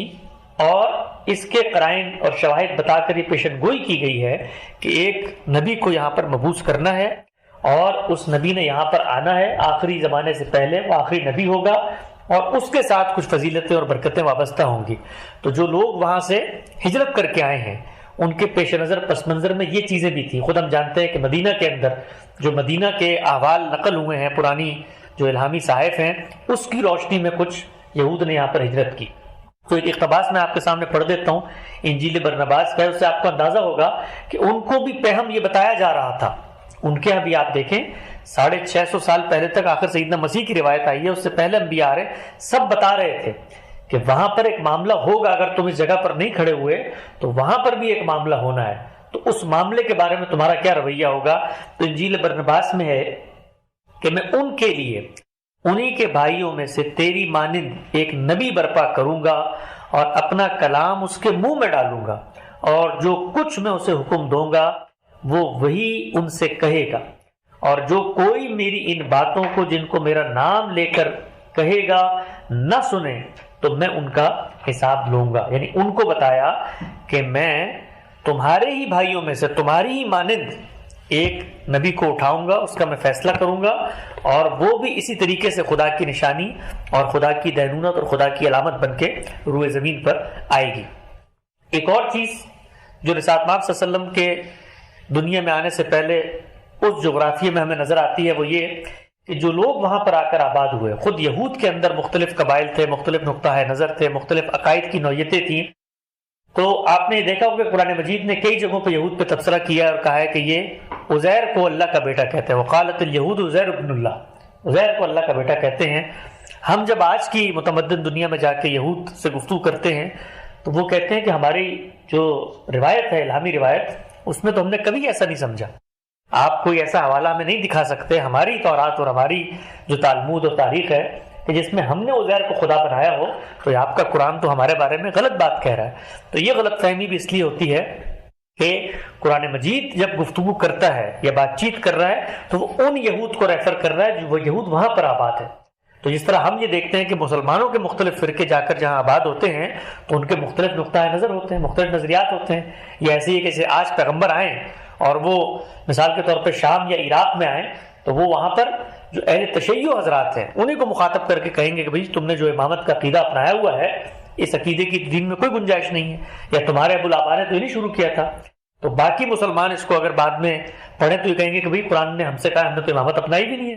تو اس پس منظر میں یہ سمجھنا چاہیے کہ وہاں پر جو یہود آباد تھے ان کے اپنے کچھ نقطہ نظر تھے، اور ان کے بارے میں بھی ایک تصویر ہمارے سامنے آتی ہے. خود رسول اللہ صلی اللہ علیہ وسلم کی بعثت کے بعد بھی آتی ہے کہ ان کی کیا عقائد تھے، کیا نظریات تھے، کیا ان کی روش تھی. اگرچہ وہ اپنے آپ کو یہود کہتے تھے، اگرچہ ان کا کہنا تھا کہ ہم ہی اللہ کے برگزیدہ بندے ہیں، لیکن قرآن مجید نے جیسے انہیں مخاطب کیا ہے، مثال کے طور پہ سورہ توبہ میں ان کے بارے میں کہا ہے نا کہ قاتل الذین لا یؤمنون باللہ ولا بالیوم الآخر ولا یدینون دین الحق، کہ وہ لوگ جو اللہ کو بھی نہیں مانتے اور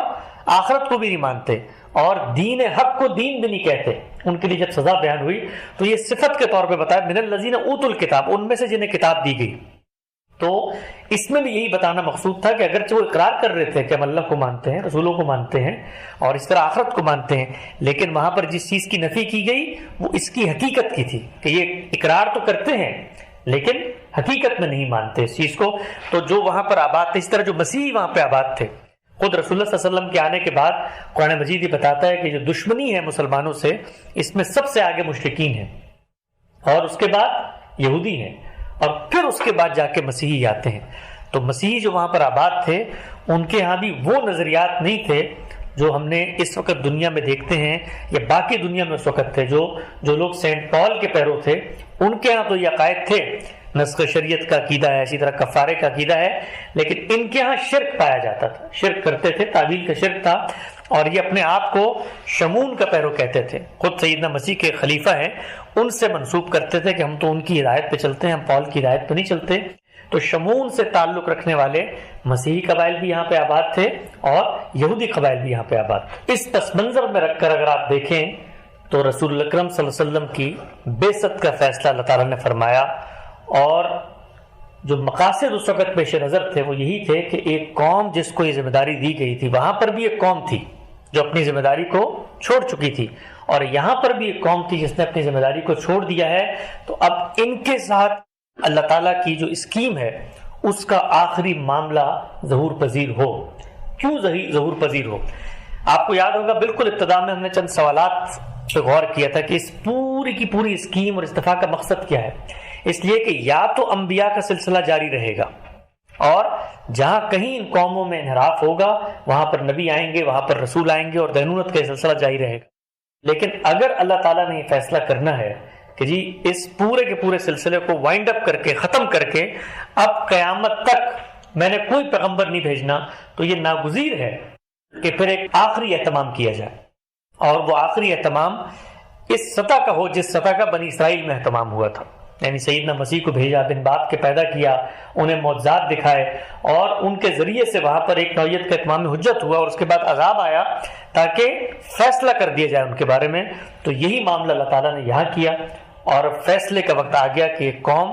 جو ایک بڑی ذمہ داری پر فائز تھی، توحید کے عالمی مرکز کو انہوں نے شرک کا عالمی اڈا بنا دیا، ان کے ساتھ اب کیا معاملہ ہونا چاہیے ہے؟ تو رسالت نام صلی اللہ علیہ وسلم کی بعثت ہوتی اور آپ صلی اللہ علیہ وسلم کو اللہ تعالیٰ نبوت کے مقام پر سرفراز کرتے ہیں اور وہ بتاتے ہیں کہ آج سے تم پیغمبر ہو، جاؤ اور اپنی اسی قوم کو جا کر دعوت دو، ان کو بتاؤ کہ تم کون سی قوم تھے، تمہیں اللہ نے کس مقام پر فائز کیا تھا اور تم کن شرک کی غلاظتوں میں ڈوب کر اپنے دامن کو اس سے ہٹ کر اب تم کہاں پستیوں میں پہنچ چکے ہو۔ تو آپ دیکھیے کہ اب انہی آیات کو ہم دوبارہ پڑھتے ہیں، وہ آیات جو ہم نے بالکل ابتدا میں پڑھی تھی کہ جہاں پر ذریت ابراہیم کی دعوت زیر بحث تھی، ان کا مشن زیر بحث تھا، وہ آیات دراصل رسالت نام صلی اللہ علیہ وسلم کو مخاطب کر کے بات کہہ رہی تھی۔ تو اب آپ دیکھیے کہ جو کچھ پچھلی قوم کے ساتھ ہوا وہی معاملے کو ریفر کر کے اللہ تعالیٰ یہاں پر ان کو ساری باتیں کہہ رہے ہوں گے۔ تو آپ یہ دیکھیے قرآن مجید کی سورہ حج ہے، اس میں ارشاد ہوا کہ اللہ کی راہ میں جدوجہد کرو جیسا کہ اس جدوجہد کا حق ہے، اسی نے تم کو اس ذمہ داری کے لیے منتخب کیا ہے اور دین کے معاملے میں کوئی تنگی نہیں رکھی، تمہارے باپ ابراہیم کا طریقہ تمہارے لیے پسند کیا، اسی نے تمہارا نام مسلمان رکھا، اس سے پہلے بھی اور اس آخری بعثت کے دور میں بھی، پہلے بھی تم مسلمان تھے، یہاں جو لوگ آباد تھے وہ مسلمان تھے، اور اس لیے منتخب کیا ہے کہ رسول تم پر گواہی دیں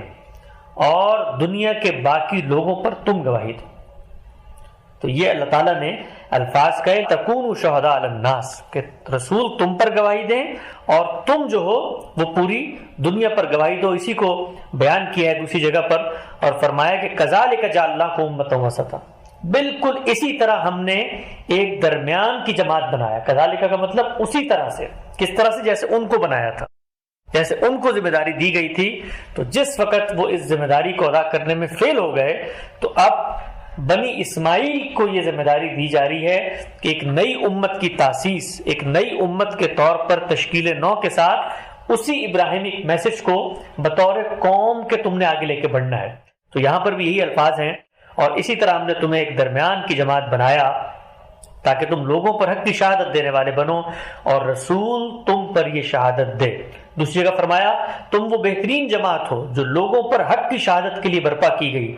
اس لیے کہ تم ایک دوسرے کو برائی کی تلقین کرتے ہو اور برائی سے روکتے ہو۔ تو یہ ذمہ داری ان کو دی گئی، اور سورہ 3 کے اندر بھی جب پرانی تہذیبوں کا ذکر کیا جن کو ذمہ داری دی گئی تھی، والتین والزیتون سیدنا مسیح کے وہ علاقے، اس طرح وطور سینین سیدنا موسیٰ کی وہ وادی، وہذا البلد الامین کہہ کر، اور یہ شہر لقد خلقنا الانسان فی احسن تقویم، جب ہم نے اس اسکیم کے تحت انسانیت کو اس منصب پر مامور کیا تھا تو وہ بڑی بھلی جگہ پر تھے، کوئی انحراف آپ کو نظر نہیں آتا۔ ابتدا میں آپ دیکھیے سیدنا ابراہیم کے جب دور کا آغاز ہوا ہے اور ان کی آگے ذریت کا آغاز ہوا ہے تو کوئی تصور بھی نہیں تھا اس کا، لیکن پھر اللہ تعالیٰ نے کیا فرمایا کہ ثم رددناہ فی اسفل سافلین، پھر اپنے قانون کے تحت ہم نے ان کو پستی کی گھاٹیوں میں گرا دیا، الا الذین آمنوا وعملوا الصالحات، اور وہ لوگ ان میں سے جو نیک عمل کرتے رہے۔ گویا اس سے یہ پیغام ملا کہ ایسا نہیں تھا پوری کی پوری قوم ہر وقت منحرف ہو گئی، بلکہ ہر دور میں ان میں نیک لوگ رہے ہیں جو یہ کام کرتے رہے، اور اس کام کے بعد اللہ تعالیٰ جو ہے وہ ان کو اجر دے گا۔ فرمایا کہ ان الذین آمنوا وعملوا الصالحات فلہم اجر غیر ممنون فما یکذبک بعد بالدین الیس اللہ باحکم الحاکمین۔ تو اس سے بھی آپ کو یہ اندازہ ہوتا ہے کہ یہ آیات بالکل رسول اکرم صلی اللہ علیہ وسلم کو جب مخاطب کر رہی ہیں تو اسی قانون کے تحت ان سے گفتگو کر رہی ہیں۔ ہم یہ جانتے ہیں کہ جس طرح سیدنا ابراہیم کے ساتھ ایک معاملہ ہوا کہ آپ کو رسول بھی بنا کر بھیجا گیا اور ایک نئی امت کی تاسیس کا سرخیل بھی آپ کو قرار دیا گیا، یہی معاملہ رسول اکرم صلی اللہ علیہ وسلم کے ساتھ بھی ہوا ہے۔ آپ بنی اسماعیل میں آئے ہیں اور بنی اسماعیل کے اندر آخری اور حتمی حجت لے کر آئے ہیں، اور بطور قوم جو ذمہ داریاں ہیں ان کو آپ نے آگے بڑھانے کی تلقین کی ہے۔ اس کے ساتھ ساتھ آپ اپنے عہد کے جو آپ کے مخاطبین ہیں ان کے لیے رسول کی حیثیت سے آئے، اور ہم نے یہ بڑی تفصیل سے شروع میں سمجھا تھا کہ رسالت کا جو قانون ہے وہ رسالت کا قانون ہمیں وضاحت کے ساتھ معلوم ہی اللہ کے پیغمبر محمد صلی اللہ علیہ وسلم کے ساتھ اللہ کے معاملے کے بعد ہوتا ہے۔ خود قرآن مجید نے اس کو موضوع بنایا. بے تحاشا مقامات کا میں نے آپ کو حوالہ دے کر یہ بتایا تھا. وَلِكُلِّ أُمَّةٍ رَسُولٌ فَإِذَا جَاءَ رَسُولُهُمْ قُضِيَ بَيْنَهُم بِالْقِسْطِ وَهُمْ لَا يُظْلِمُونَ. ہر امت میں ایک رسول آیا، جب وہ آ جاتا ہے فیصلہ کر دیا جاتا ہے. کیا فیصلہ ہوتا ہے؟ كَتَبَ اللَّهُ لَأَغْلِبَنَّ أَنَا وَرُسُلِي. اللہ تعالیٰ کہتے ہیں کہ پھر میں تمہیں غلبہ دوں گا. وہ غلبہ کیسے آتا ہے؟ عذاب کے ذریعے. يُعَذِّبُهُمُ اللَّهُ بِأَيْدِيكُمْ. نہ ماننے والوں کے اوپر ماننے والوں کے ذریعے سے عذاب کا کوڑا جو ہے وہ برسایا جاتا ہے. اللہ تعالیٰ نے بتایا. اور یہ کیوں ہوتا ہے؟ لِأَلَّا يَكُونَ لِلنَّاسِ عَلَى اللَّهِ حُجَّةٌ بَعْدَ الرُّسُلِ. تاکہ پیغمبر کی حجت روئے زمین پہ قائم ہو جائے. اور پھر اللہ تعالیٰ نے بتایا کہ وما كنا معذبین حتی نبعث رسولا. اس وقت تک عذاب نہیں دیتے جب تک ہم فیصلہ نہ کر دیں پیغمبر کو بھیجنے کا. تو رسول اکرم صلی اللہ علیہ وسلم کو ایک قوم کی طرف بھیجا گیا. اس قوم کے اندر دو گروپس موجود ہیں. ایک وہ ہیں جو بنی اسماعیل کے اندر کھڑے ہوئے ہیں، مشرکین مکہ، اور دوسرے کون ہیں؟ یہ اہل کتاب. تو آپ صلی اللہ علیہ وسلم کے اتمام حجت کا جو پہلا مشن ہے وہ در حقیقت مکہ ہی کے ارد گرد ایوالو کرتا ہے، اور مشرکین ہی کے لیے آپ سزا کا تازیانہ بن کے آئے ہیں. لیکن جب آپ کو مکہ چھوڑنا پڑا اور وہ آپ کی جان کے در پہ ہو گئے، 13 سال آپ نے وہاں دعوت دی، تو پھر مدینے جانے کے بعد وہاں پر آپ کی اس رول میں ایکسٹینشن کی گئی، اور وہاں پر جو اہل کتاب موجود تھے ان تک بھی دعوت پہنچانے کی آپ کو ذمہ داری دی گئی. اور پھر یہ جو اتمام حجت کا قانون ہے، اس میں ایک تدریج کے ساتھ رسالت مآب صلی اللہ علیہ وسلم نے معاملات کی ہیں. سب سے پہلے جو لڑنے والے لوگ ہیں، محاربین ہیں، ان کا خاتمہ کیا گیا ہے. جو ہمارے یہاں بدر کی جنگ کی رداد آتی ہے، یہ انہی محاربین پہ مبنی ہے جو بالکل لڑنے پہ آمادہ ہو گئے. اور ان کے لیے اللہ تعالیٰ نے یہ سزا متعین کی ہے کہ جو لوگ مشرکین تھے ان کو پھر مار دیا جائے گا، قتل کر دیا جائے گا. سورۃ توبہ میں بیان ہوا فَاقْتُلُوا الْمُشْرِكِينَ حَيْثُ وَجَدتُّمُوهُمْ خُذُوهُ وَاحْصُرُوهُ وَخُذُوا لَهُمْ كُلَّ مَرْصَدٍ. جہاں ملیں گے ان کو مار دیا جائے گا. اور جو اہل کتاب تھے، چونکہ وہ اصلاً اللہ کی توحید پہ کھڑے ہوئے تھے، تو ان کے لیے بتایا کہ حتیٰ یؤتوا الجزیۃ عن یدٍ وہم صاغرون. یہ ہاتھوں سے جزیہ دیں گے اور تمہارے باج گزار بن کے رہیں گے. تو یہ تو قانون اتمام حجت کے تحت اللہ کے پیغمبر نے کچھ فیصلے کیے. لیکن یہ جو قانون تھا، یہ جو ذریت ابراہیم کے ساتھ قوموں کے انتخاب اور علاقوں کی تخصیص کا قانون، اس کے تحت بھی آپ صلی اللہ علیہ وسلم نے کچھ معاملات کیے ہیں، اور وہ اس قانون اتمام حجت سے بالکل الگ ہیں، اس سے بالکل ہٹ کے ہیں. وہ اقدامات کیا تھے، ان کی بھی ایک مختصر سی تفصیل جو ہے میں آپ حضرات کے سامنے رکھتا ہوں. تو یہ جو میں نے بات ابھی عرض کی کہ یہ جو آپ صلی اللہ علیہ وسلم کی یہ حیثیت تھی کہ بطور رسول آپ نے اتمام حجت کیا، اور اس کی پوری رداد آپ قرآن مجید میں پڑھ سکتے ہیں، صفحے صفحے پر بکھری ہوئی ہے. ان مراحل کے ساتھ جو اللہ تعالیٰ نے ان کو بتائے ہیں، سب سے پہلے انذار کیا ہے، پھر انذار عام ہوا ہے، پھر اس کے بعد ہجرت و برات ہے، اتمام حجت ہے، اور پھر جزا و سزا کی جو مراحل ہیں، اس سب کے بعد یہ معاملہ تو ہو گیا. لیکن یہ جو سرزمین ہے، مقدس سرزمین، اور اس کے ساتھ جو قانون وابستہ تھا، اس کے بارے میں آپ نے کیا ہدایات کی، کیا وصیتیں کی، اور کیا ذمہ داری ہے جو بنی اسماعیل کو بطور قوم تفویض کی، اس کے بارے میں بھی اللہ کے پیغمبر سے منسوخ جو روایات ہم تک آتی ہیں، اس میں آپ اسی قانون کے تحت جو کچھ وہاں پر میراث کا قانون تھا، اس علاقے کو خاص کرنے کا، اور ایک قوم کی حیثیت سے جس شہادت کے منصب پر اس کو فائز کیا گیا تھا، اسی قانون کا ریفرنس دے کے اللہ کے پیغمبر جو ہیں وہ لوگوں کو یہ بات بتا رہے ہیں. اس پوری بات کو میں نے اپنے ایک مختصر سے مضمون میں بیان کیا ہے، اور ساتھ اس میں یہ بھی بیان کیا ہے کہ یہ جو ہدایت کی گئی ہے اللہ کے پیغمبر نے اپنی اس خاص حیثیت میں، اس کو خود ہمارے علم نے کیسے دیکھا ہے. تو یہ دونوں پہلو آپ کو اس مضمون میں سامنے آ جائیں گے کہ جو بات ہم بیان کر رہے ہیں کہ اللہ کے پیغمبر اس قانون سے ہٹ کر اس قانون کے تحت ایک معاملہ کر رہے ہیں، تو کیا ہمارا علم، ہمارے جو مسلمان علمی روایت کے علماء ہیں، وہ بھی اس کو مانتے ہیں یا نہیں مانتے. تو میرے اس مضمون کا عنوان ہے جزیرہ نما عرب یا صرف حجاز. اس میں نے اس پر بھی گفتگو کی ہے کہ یہ جو علاقہ خاص کیا گیا ہے، ظاہری بات ہے اگر اس علاقے کے لیے اللہ کے پیغمبر کوئی ہدایت کرتے ہیں تو یہ لازماً ان کی ذمہ داری ہے کہ اس علاقے کے حدود اربع کو بھی وہ متعین کریں.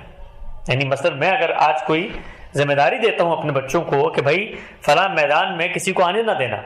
تو اب میرے اوپر یہ لازم ہے کہ میں اس میدان کی حدود بندی کر کے بتاؤں کہ بھائی یہ میدان کہاں سے کہاں تک کا ہے. اللہ کے پیغمبر نے بھی آپ کی ذمہ داری تھی کہ پھر آپ اس کو واضح کریں کہ یہ جو میراث کا علاقہ ہے جس کو اللہ کے منتخب پیغمبر ابراہیم علیہ السلام نے بنی اسماعیل کے لیے آباد کر کے پہنچایا تھا، اس کی حدود بندی کیا ہے. تو میں نے لکھا ہے کہ اللہ تعالیٰ نے سیدنا ابراہیم کے ذریعے جن 2 علاقوں کا اپنی توحید کے مراکز کے طور پہ انتخاب کیا تھا، ان میں سے ایک جزیرہ نما عرب ہے جہاں سیدنا ابراہیم نے اپنے بیٹے اسماعیل کو آباد کیا تھا، دوسرا کنعان ہے جہاں پہلے اسحاق اور پھر سیدنا یعقوب علیہ السلام معمور ہوئے، جنہیں اسرائیل بھی کہا جاتا ہے۔ 7ویں صدی عیسوی میں رسالت مآب صلی اللہ علیہ وسلم کو سرزمین عرب میں بھیجا گیا تو ہدایت کی گئی کہ وہ زمین جو خدا کی توحید کے لیے خاص ہے،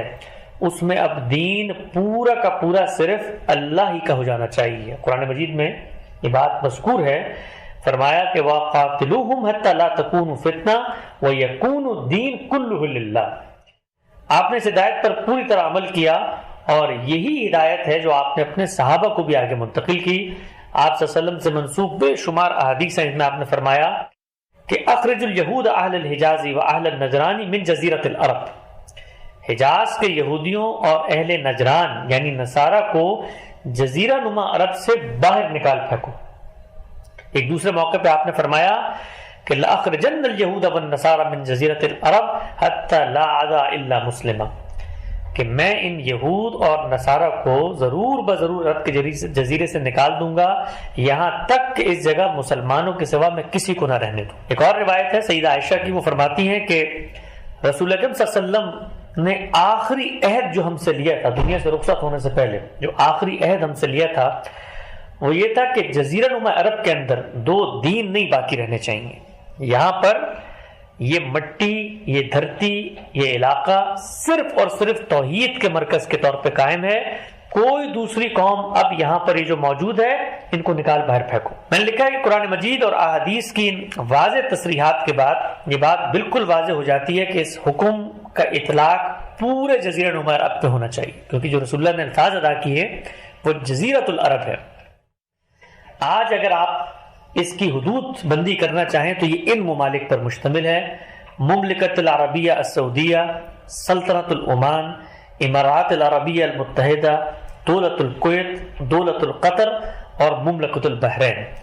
یہ کل ملا کے 1 2 3 4 5 6 ممالک ہیں آج، جو اس زمانے میں جس وقت رسول اکرم صلی اللہ علیہ وسلم دنیا سے رخصت ہو رہے تھے جزیرہ نما عرب سمجھے جاتے تھے۔ جزیرہ نما عرب کا مطلب یہ ہے کہ جزیرہ عام طور پہ چاروں طرف اس مٹی کے خطوں کو کہتے ہیں، اس کے گرد پانی ہو، لیکن اس کے 3 طرف پانی ہے۔ اگر آپ حجاز کی سرزمین کو دیکھیں تو جزیرہ نما کہا جاتا ہے، یعنی جزیرے کی طرح کا یہ ایک علاقہ ہے۔ تو میں نے لکھا کہ تاہم بعض اہل علم نے اس معاملے میں ایک مختلف نقطہ نظر اپنایا ہے۔ ان کا ماننا ہے کہ یہ حکم پورے جزیرہ نما عرب نہیں بلکہ صرف حجاز کے لیے تھا۔ ان میں سے ایک شاہ ولی اللہ محدث دہلوی ہیں، انہوں نے اپنی کتاب حجت اللہ البالغہ میں جہاد کے باب میں مال غنیمت کی تقسیم کے ضمن میں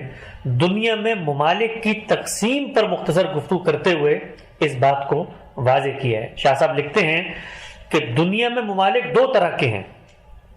ایک وہ جنہیں اسلام کے لیے خاص کر لیا گیا ہے جیسے حجاز، یا وہ جن پر مسلمان غالب آ گئے ہیں، اور دوسری قسم کے وہ ممالک ہیں جن میں کفار کی اکثریت ہو یا پھر مسلمانوں کا غلبہ قائم ہو گیا ہو لڑ کر یا صلح کر کے۔ آپ یہ دیکھیے جو الفاظ انہوں نے استعمال کیے کہ ان البلاد علی قسمین قسم تجرد اہل الاسلام کالحجاز، وہ خطہ جو اسلام کے لیے خاص کر دیا گیا ہے۔ گویا وہ یہ بات بیان کر رہے ہیں کہ پوری دنیا کے تمام علاقوں کا ایک جیسا معاملہ نہیں ہے کہ مسلمان کہیں جا کے آباد ہو گئے یا انہوں نے مثال کے طور پہ حملہ کر کے کوئی جگہ اپنا لی، نہیں، وہ جگہ الگ ہے، اور یہ جگہ جس کو اسلام کے لیے خاص کر لیا گیا ہے یہ بالکل الگ ہے۔ لیکن جو بات انہوں نے فرمائی وہ یہ فرمائی کہ جیسے کہ حجاز، اور ہم یہ جانتے ہیں کہ جو جزیرہ نما عرب کا علاقہ ہے حجاز اس کے اندر ایک مختصر سا علاقہ ہے جس کے اندر یہ پورا کا پورا حرم اور اس کے ارد گرد کی جو وادیاں ہیں وہ آباد ہیں۔ تو شاہ صاحب جو بات فرما رہے ہیں وہ یہ ہے کہ پورا جزیرہ نما عرب مراد نہیں ہے۔ بالعموم ان کی بات سے یہ تاثر جاتا ہے کہ پورا جزیرہ نما عرب اللہ تعالیٰ نے خاص نہیں کیا تھا بلکہ صرف حجاز کی وادی ہے جو خاص کی تھی۔ میں لکھا کہ شاہ صاحب کی مذکورہ عبارت میں یہ بات سامنے آتی ہے کہ وہ جس علاقے کو مسلمانوں کے لیے خاص قرار دے رہے ہیں وہ حجاز ہے۔ ہم جانتے ہیں کہ حجاز جزیرہ نما عرب کا محض ایک حصہ ہے جو تاریخی طور پر نجد اور تہامہ کے مابین ایک فاصل ہے۔ شاہ صاحب اگر یہاں حجاز ہی کو اس حکم کے تحت بیان کرنا چاہتے تھے تو یقیناً امت میں رائج نقطہ نظر سے ان کا ایک مختلف نقطہ نظر تھا یہ۔ البتہ ایک امکان یہ بھی ہو سکتا ہے کہ جز بول کر کل مراد لینے کے اصول پر حجاز سے یہاں شاہ صاحب پورا عرب ہی مراد لے رہے ہوں۔ اس امکان کو شاہ صاحب کی دوسری چند عبارات سے تقویت ملتی ہے، جہاں حجاز محض ایک مخصوص علاقے کے لیے نہیں بلکہ دوسرے علاقوں کے لیے بھی بولا جا رہا ہے۔ یعنی خود شاہ ولی اللہ نے اپنی کتاب حجت اللہ البالغہ میں خود جو حجاز کا لفظ ہے اس کو پورے جزیرہ نما عرب کے لیے بھی بولا ہے۔ تو کسی ایک عبارت کو دیکھ کے شاید یہ تاثر ہو سکتا ہے کہ شاہ صاحب یہاں پہ صرف جزیرہ نما عرب کو حجاز تک محدود کر رہے ہیں، لیکن ایسا نہیں ہے۔ میں نے پھر وہ عبارتیں نقل کی ہیں اور یہ بتایا ہے کہ شاہ صاحب نے مختلف جگہوں پر جہاں پر انہوں نے بتایا کہ بھئی یہ قول صحابہ اور تابعین نے اپنایا، اہل عراق نے اپنایا اور ان کے مقابلے میں اہل حجاز نے اپنایا، تو سب جانتے ہیں کہ وہاں پر ان کی مراد اہل حجاز سے پورے کے پورے اہل عرب ہے۔ لیکن چونکہ حجاز ایک نمایاں علاقہ تھا تو آپ جز بول کے کل مراد لے لیتے ہیں۔ جیسے ہم عام طور پہ آج کہتے ہیں کہ بھئی یہ معاملہ تو مثال کے طور پہ واشنگٹن کی رائے یہ ہے، تو واشنگٹن کی رائے یہ اسے مراد یہ ہوتا ہے کہ امریکہ اصل میں اس معاملے میں یہ چیز سوچ رہا ہوتا ہے، تو یہ بات بھی وہاں پر سامنے آتی ہے۔ لیکن اگر آپ باقی اہل علم علماء کا جائزہ لیں تو وہ اس معاملے میں بالکل واضح ہیں، اور وہ یہ بتاتے ہیں کہ جو پورا کا پورا معاملہ رسالت مآب صلی اللہ علیہ وسلم سے منسوب ہے یہ صرف حجاز تک خاص نہیں ہے بلکہ اس میں پورا عرب شامل ہے۔ لیکن جب ہم روایتوں کا استقصاء کرتے ہیں تو اس سے معلوم ہوتا ہے کہ رسالت مآب صلی اللہ علیہ وسلم نے یہ بات کہی ہے کہ حجاز کے یہودیوں کو، نجران کے مسیحیوں کو نکال دو، اس سے یہ غلط فہمی پیدا ہوئی کہ کیا حجاز سے مراد صرف حجاز ہے یا یہاں پر رسول اللہ صلی اللہ علیہ وسلم پورے عرب کو زیر بحث لا رہے ہیں، کیونکہ رسالت مآب صلی اللہ علیہ وسلم نے جو تلقین کی وہ تو لوگوں کی تفہیم کے لحاظ سے، کیونکہ اس وقت حجاز میں یہودی آباد تھے، یا اس وقت مثال کے طور پر نجران کے اندر عیسائی آباد تھے، تو انہوں نے فرمایا کہ وہاں کے یہودیوں کو نکال دو۔ اس سے یہ غلط فہمی جنم لینا شروع ہوئی کہ کیا اللہ کے پیغمبر نے محض اس علاقے تک کی بات کی تھی یا یہ علاقہ پورے جزیرہ نما عرب پہ محیط ہے۔ تو آپ جب روایتوں کا استقصاء کرتے ہیں تو ان سے معلوم ہوتا ہے کہ ایسا نہیں ہے، بلکہ باقی روایتوں میں یہ تصریح ہے کہ رسول اللہ صلی اللہ علیہ وسلم نے پورے جزیرہ نما عرب کا نام لے کر یہ بتایا ہے کہ آپ نے ان سے جو مذاہب کے لوگ ہیں ان کو جو ہے وہ نکال دینا ہے۔ اور بہت ساری آراء جو ہیں میں نے اپنے اس مضمون میں جمع کر دی ہیں، لوگ اگر اس کو پڑھنا چاہیں کہ خود ہمارا ماضی قریب کا علم جو ہے وہ اس کو کیسے دیکھتا ہے، تو جو اختلاف ہے وہ اختلاف صرف اس میں ہے کہ سرزمین حجاز مراد ہے یا پورا جزیرہ نما عرب مراد ہے۔ لیکن ہمارے علم کے بڑے بڑے علماء، آپ اعلاء السنن کے اندر دیکھیں، آپ کتاب ابن عبد البر کی الاستذکار دیکھیں، امام شافعی، امام مالک کا نقطہ نظر دیکھیں، شاہ ولی اللہ کا نقطہ نظر میں نے آپ کے سامنے بیان کیا، اس سے یہ واضح ہوتا ہے کہ ہمارے اہل علم علماء نہ صرف یہ کہ اس علاقے کی ایک الگ جداگانہ حیثیت کو تسلیم کر رہے ہیں بلکہ اس کے اندر جو معاملات ہونے ہیں ان کے بارے میں بھی یہ کہہ رہے ہیں کہ یہ اسلام کے لیے خاص علاقہ ہے،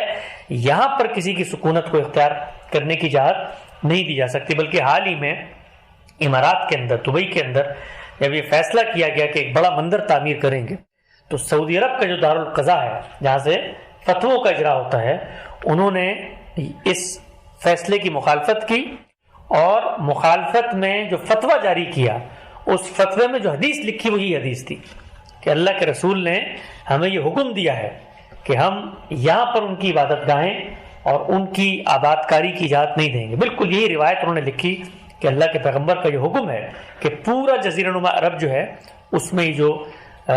غیر مذہب کے ماننے والے ہیں یہ مستقل نہیں رہ سکتے، ان کی عبادت گاہیں نہیں بن سکتی، یہاں کے شہری نہیں بن سکتے، سفر کرنے کے لیے آئیں، وہاں عارضی طور پہ قیام کریں، واپس چلے جائیں۔ تو اس سے یہ اندازہ ہوتا ہے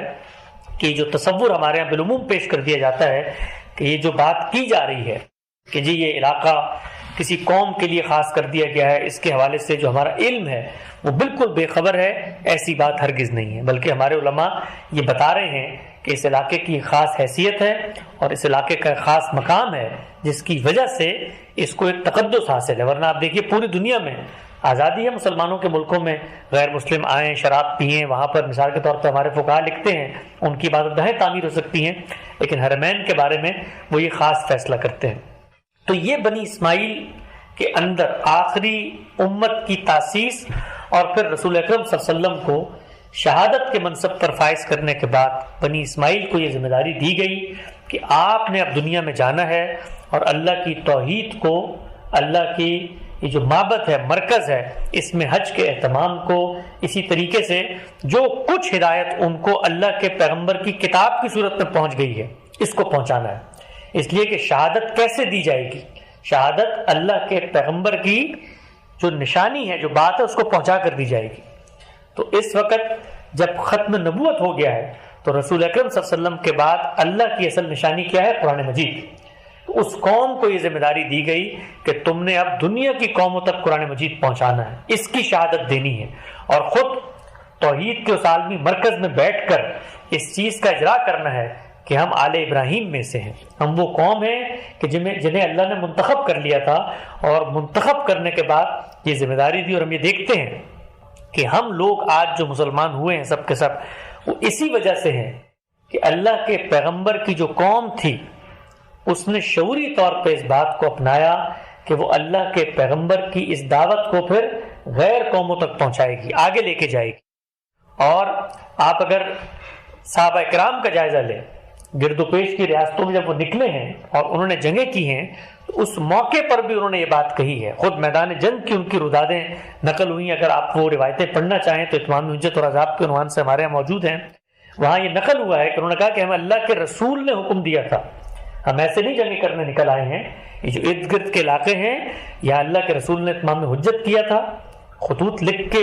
یہ الٹیمیٹم دے دیا تھا کہ اب اگر تم چاہتے ہو تو آؤ اور اسلام قبول کرو، تم نے نہیں کیا تو اب ہم اللہ کے حکم سے آئے ہیں، اور اللہ کی تائید و نصرت سے انہوں نے وہاں پر جنگیں لڑی اور وہ جنگیں جیتے۔ تو بحیثیت قوم بنی اسماعیل اللہ کا یہ پیغام آج پوری دنیا میں پھیلا بھی رہے ہیں، پہنچا بھی رہے ہیں، اور ہم لوگ جو غیر قوموں کے لوگ تھے جو اصلاً عرب نہیں ہیں، انہوں نے اس اسلام کے نام کو قبول کیا، اور ہم بھی تباً ان کے ساتھی، ان کے معاون اور ان کے فرمانبردار کی حیثیت سے آج اللہ کے اس مشن میں شریک ہیں۔ جو پوری کی پوری گفتگو ہم نے کی ہے 5 قسطوں میں، ذرا پلٹ کے جائیے پہلی نشست میں جس میں نے یہ کہا تھا کہ اس گفتگو کی ضرورت کیوں ہمیں پیش آتی ہے، تو 4 پہلو میں نے بیان کیے تھے۔ پہلا پہلو یہ تھا کہ ہمیں قرآن مجید سمجھ میں نہیں آ سکتا جب تک ہم پس منظر میں قوموں کے استوا کے اس پورے کے پورے قانون کو نہ سمجھیں، اس لیے کہ قرآن ہر جگہ پر اسی قانون کا حوالہ دے کر ہمیں یہ بتا رہا ہے کہ آل ابراہیم میں سے ایک قوم کے ساتھ میں نے یہ معاملہ کیا تھا، اور تم بنی اسماعیل ایک دوسری قوم ہو اور اب تمہارے ساتھ یہ معاملہ ہونا جا رہا ہے۔ دوسرا سوال ہم نے یہ کہا تھا کہ جو کچھ اسلام کے نام پر ہم چیزوں پر عمل درآمد کرتے ہیں اس کو ہمیں اوریجنیٹ ہوتے ہوئے دریافت کرنا ہے، اس کی حقیقت کو ہم نے جاننا ہے۔ اگر ہم اس کی حقیقت کو نہیں جان سکتے تو پھر ہم اس کے مقصد کو بھی نہیں جان سکتے، اس پر عمل بھی نہیں کر سکتے۔ تو یہ ساری کی ساری جو دینی روایت ہے یہ اللہ کے پیغمبر رسول اکرم صلی اللہ علیہ وسلم سے شروع نہیں ہوتی، بلکہ یہ سیدنا ابراہیم سے شروع ہوتی ہے، اور سیدنا ابراہیم کے ساتھ اللہ نے جو معاملہ کیا ہے اس کو جب تک ہم نہیں سمجھیں گے اس وقت تک ہم اپنے ان مراسم عبودیت کو بھی نہیں سمجھ سکتے۔ اسی طریقے سے پیغمبر کہاں کھڑے ہیں، پیغمبر کو جو اللہ تعالیٰ ہدایات دے رہے ہیں وہ کون سی ہدایت کس قانون کے تحت ہے؟ جب یہ کہا جا رہا ہے کہ فقتل المشرکین، نکلو اور مار دو سب لوگوں کو، تو کیا یہ ہدایت آج ہم سے متعلق ہے یا یہ اللہ کا کوئی خاص قانون ہے جس کے پس منظر میں یہ بات کی جا رہی ہے؟ وہ کون سی ہدایات ہیں جو بنی اسماعیل کو بطور قوم دی گئی ہیں؟ یا میری بھی یہ ذمہ داری ہے کہ میں پوری دنیا تک دین کا یہ میسج پہنچاؤں؟ تو میں رسالت مآب صلی اللہ علیہ وسلم دین کی حیثیت سے جو ہدایات مجھے دے رہے ہیں ان کی نوعیت کو نہیں سمجھ سکتا جب تک پس منظر میں میرے سامنے یہ واضح نہ ہو کہ آپ کس قوم سے تعلق رکھتے ہیں، اس قوم کی حیثیت کیا ہے، اس قوم کے بارے میں کیا فیصلے کر دیے گئے ہیں۔ اسی طریقے سے یہ بات کہ جو پورا کا پورا دین میرے سامنے اس وقت موجود ہے، اس دین کے اندر کون سی ہدایات ہیں جو مجھ سے متعلق ہیں، کون سی ہدایات ہیں جو پیغمبر سے متعلق ہیں، اور کون سی ہدایات ہیں جو پیغمبر کی قوم سے متعلق ہیں، یہ سب باتیں بھی ہمیں معلوم نہیں پڑ سکتی جس وقت تک ہم پیچھے مڑ کے اللہ تعالیٰ کے اس پیغمبر کی اس پوری اسکیم کو ابتدا سے انتہا تک جانیں اور عہد بعہد یہ دیکھیں کہ اس میں کیا معاملات ہوئے ہیں اور آخر میں کس نتیجے تک بات پہنچی ہے۔ اقول قولی ھذا واستغفر اللہ لی ولکم ولسائر المسلمین۔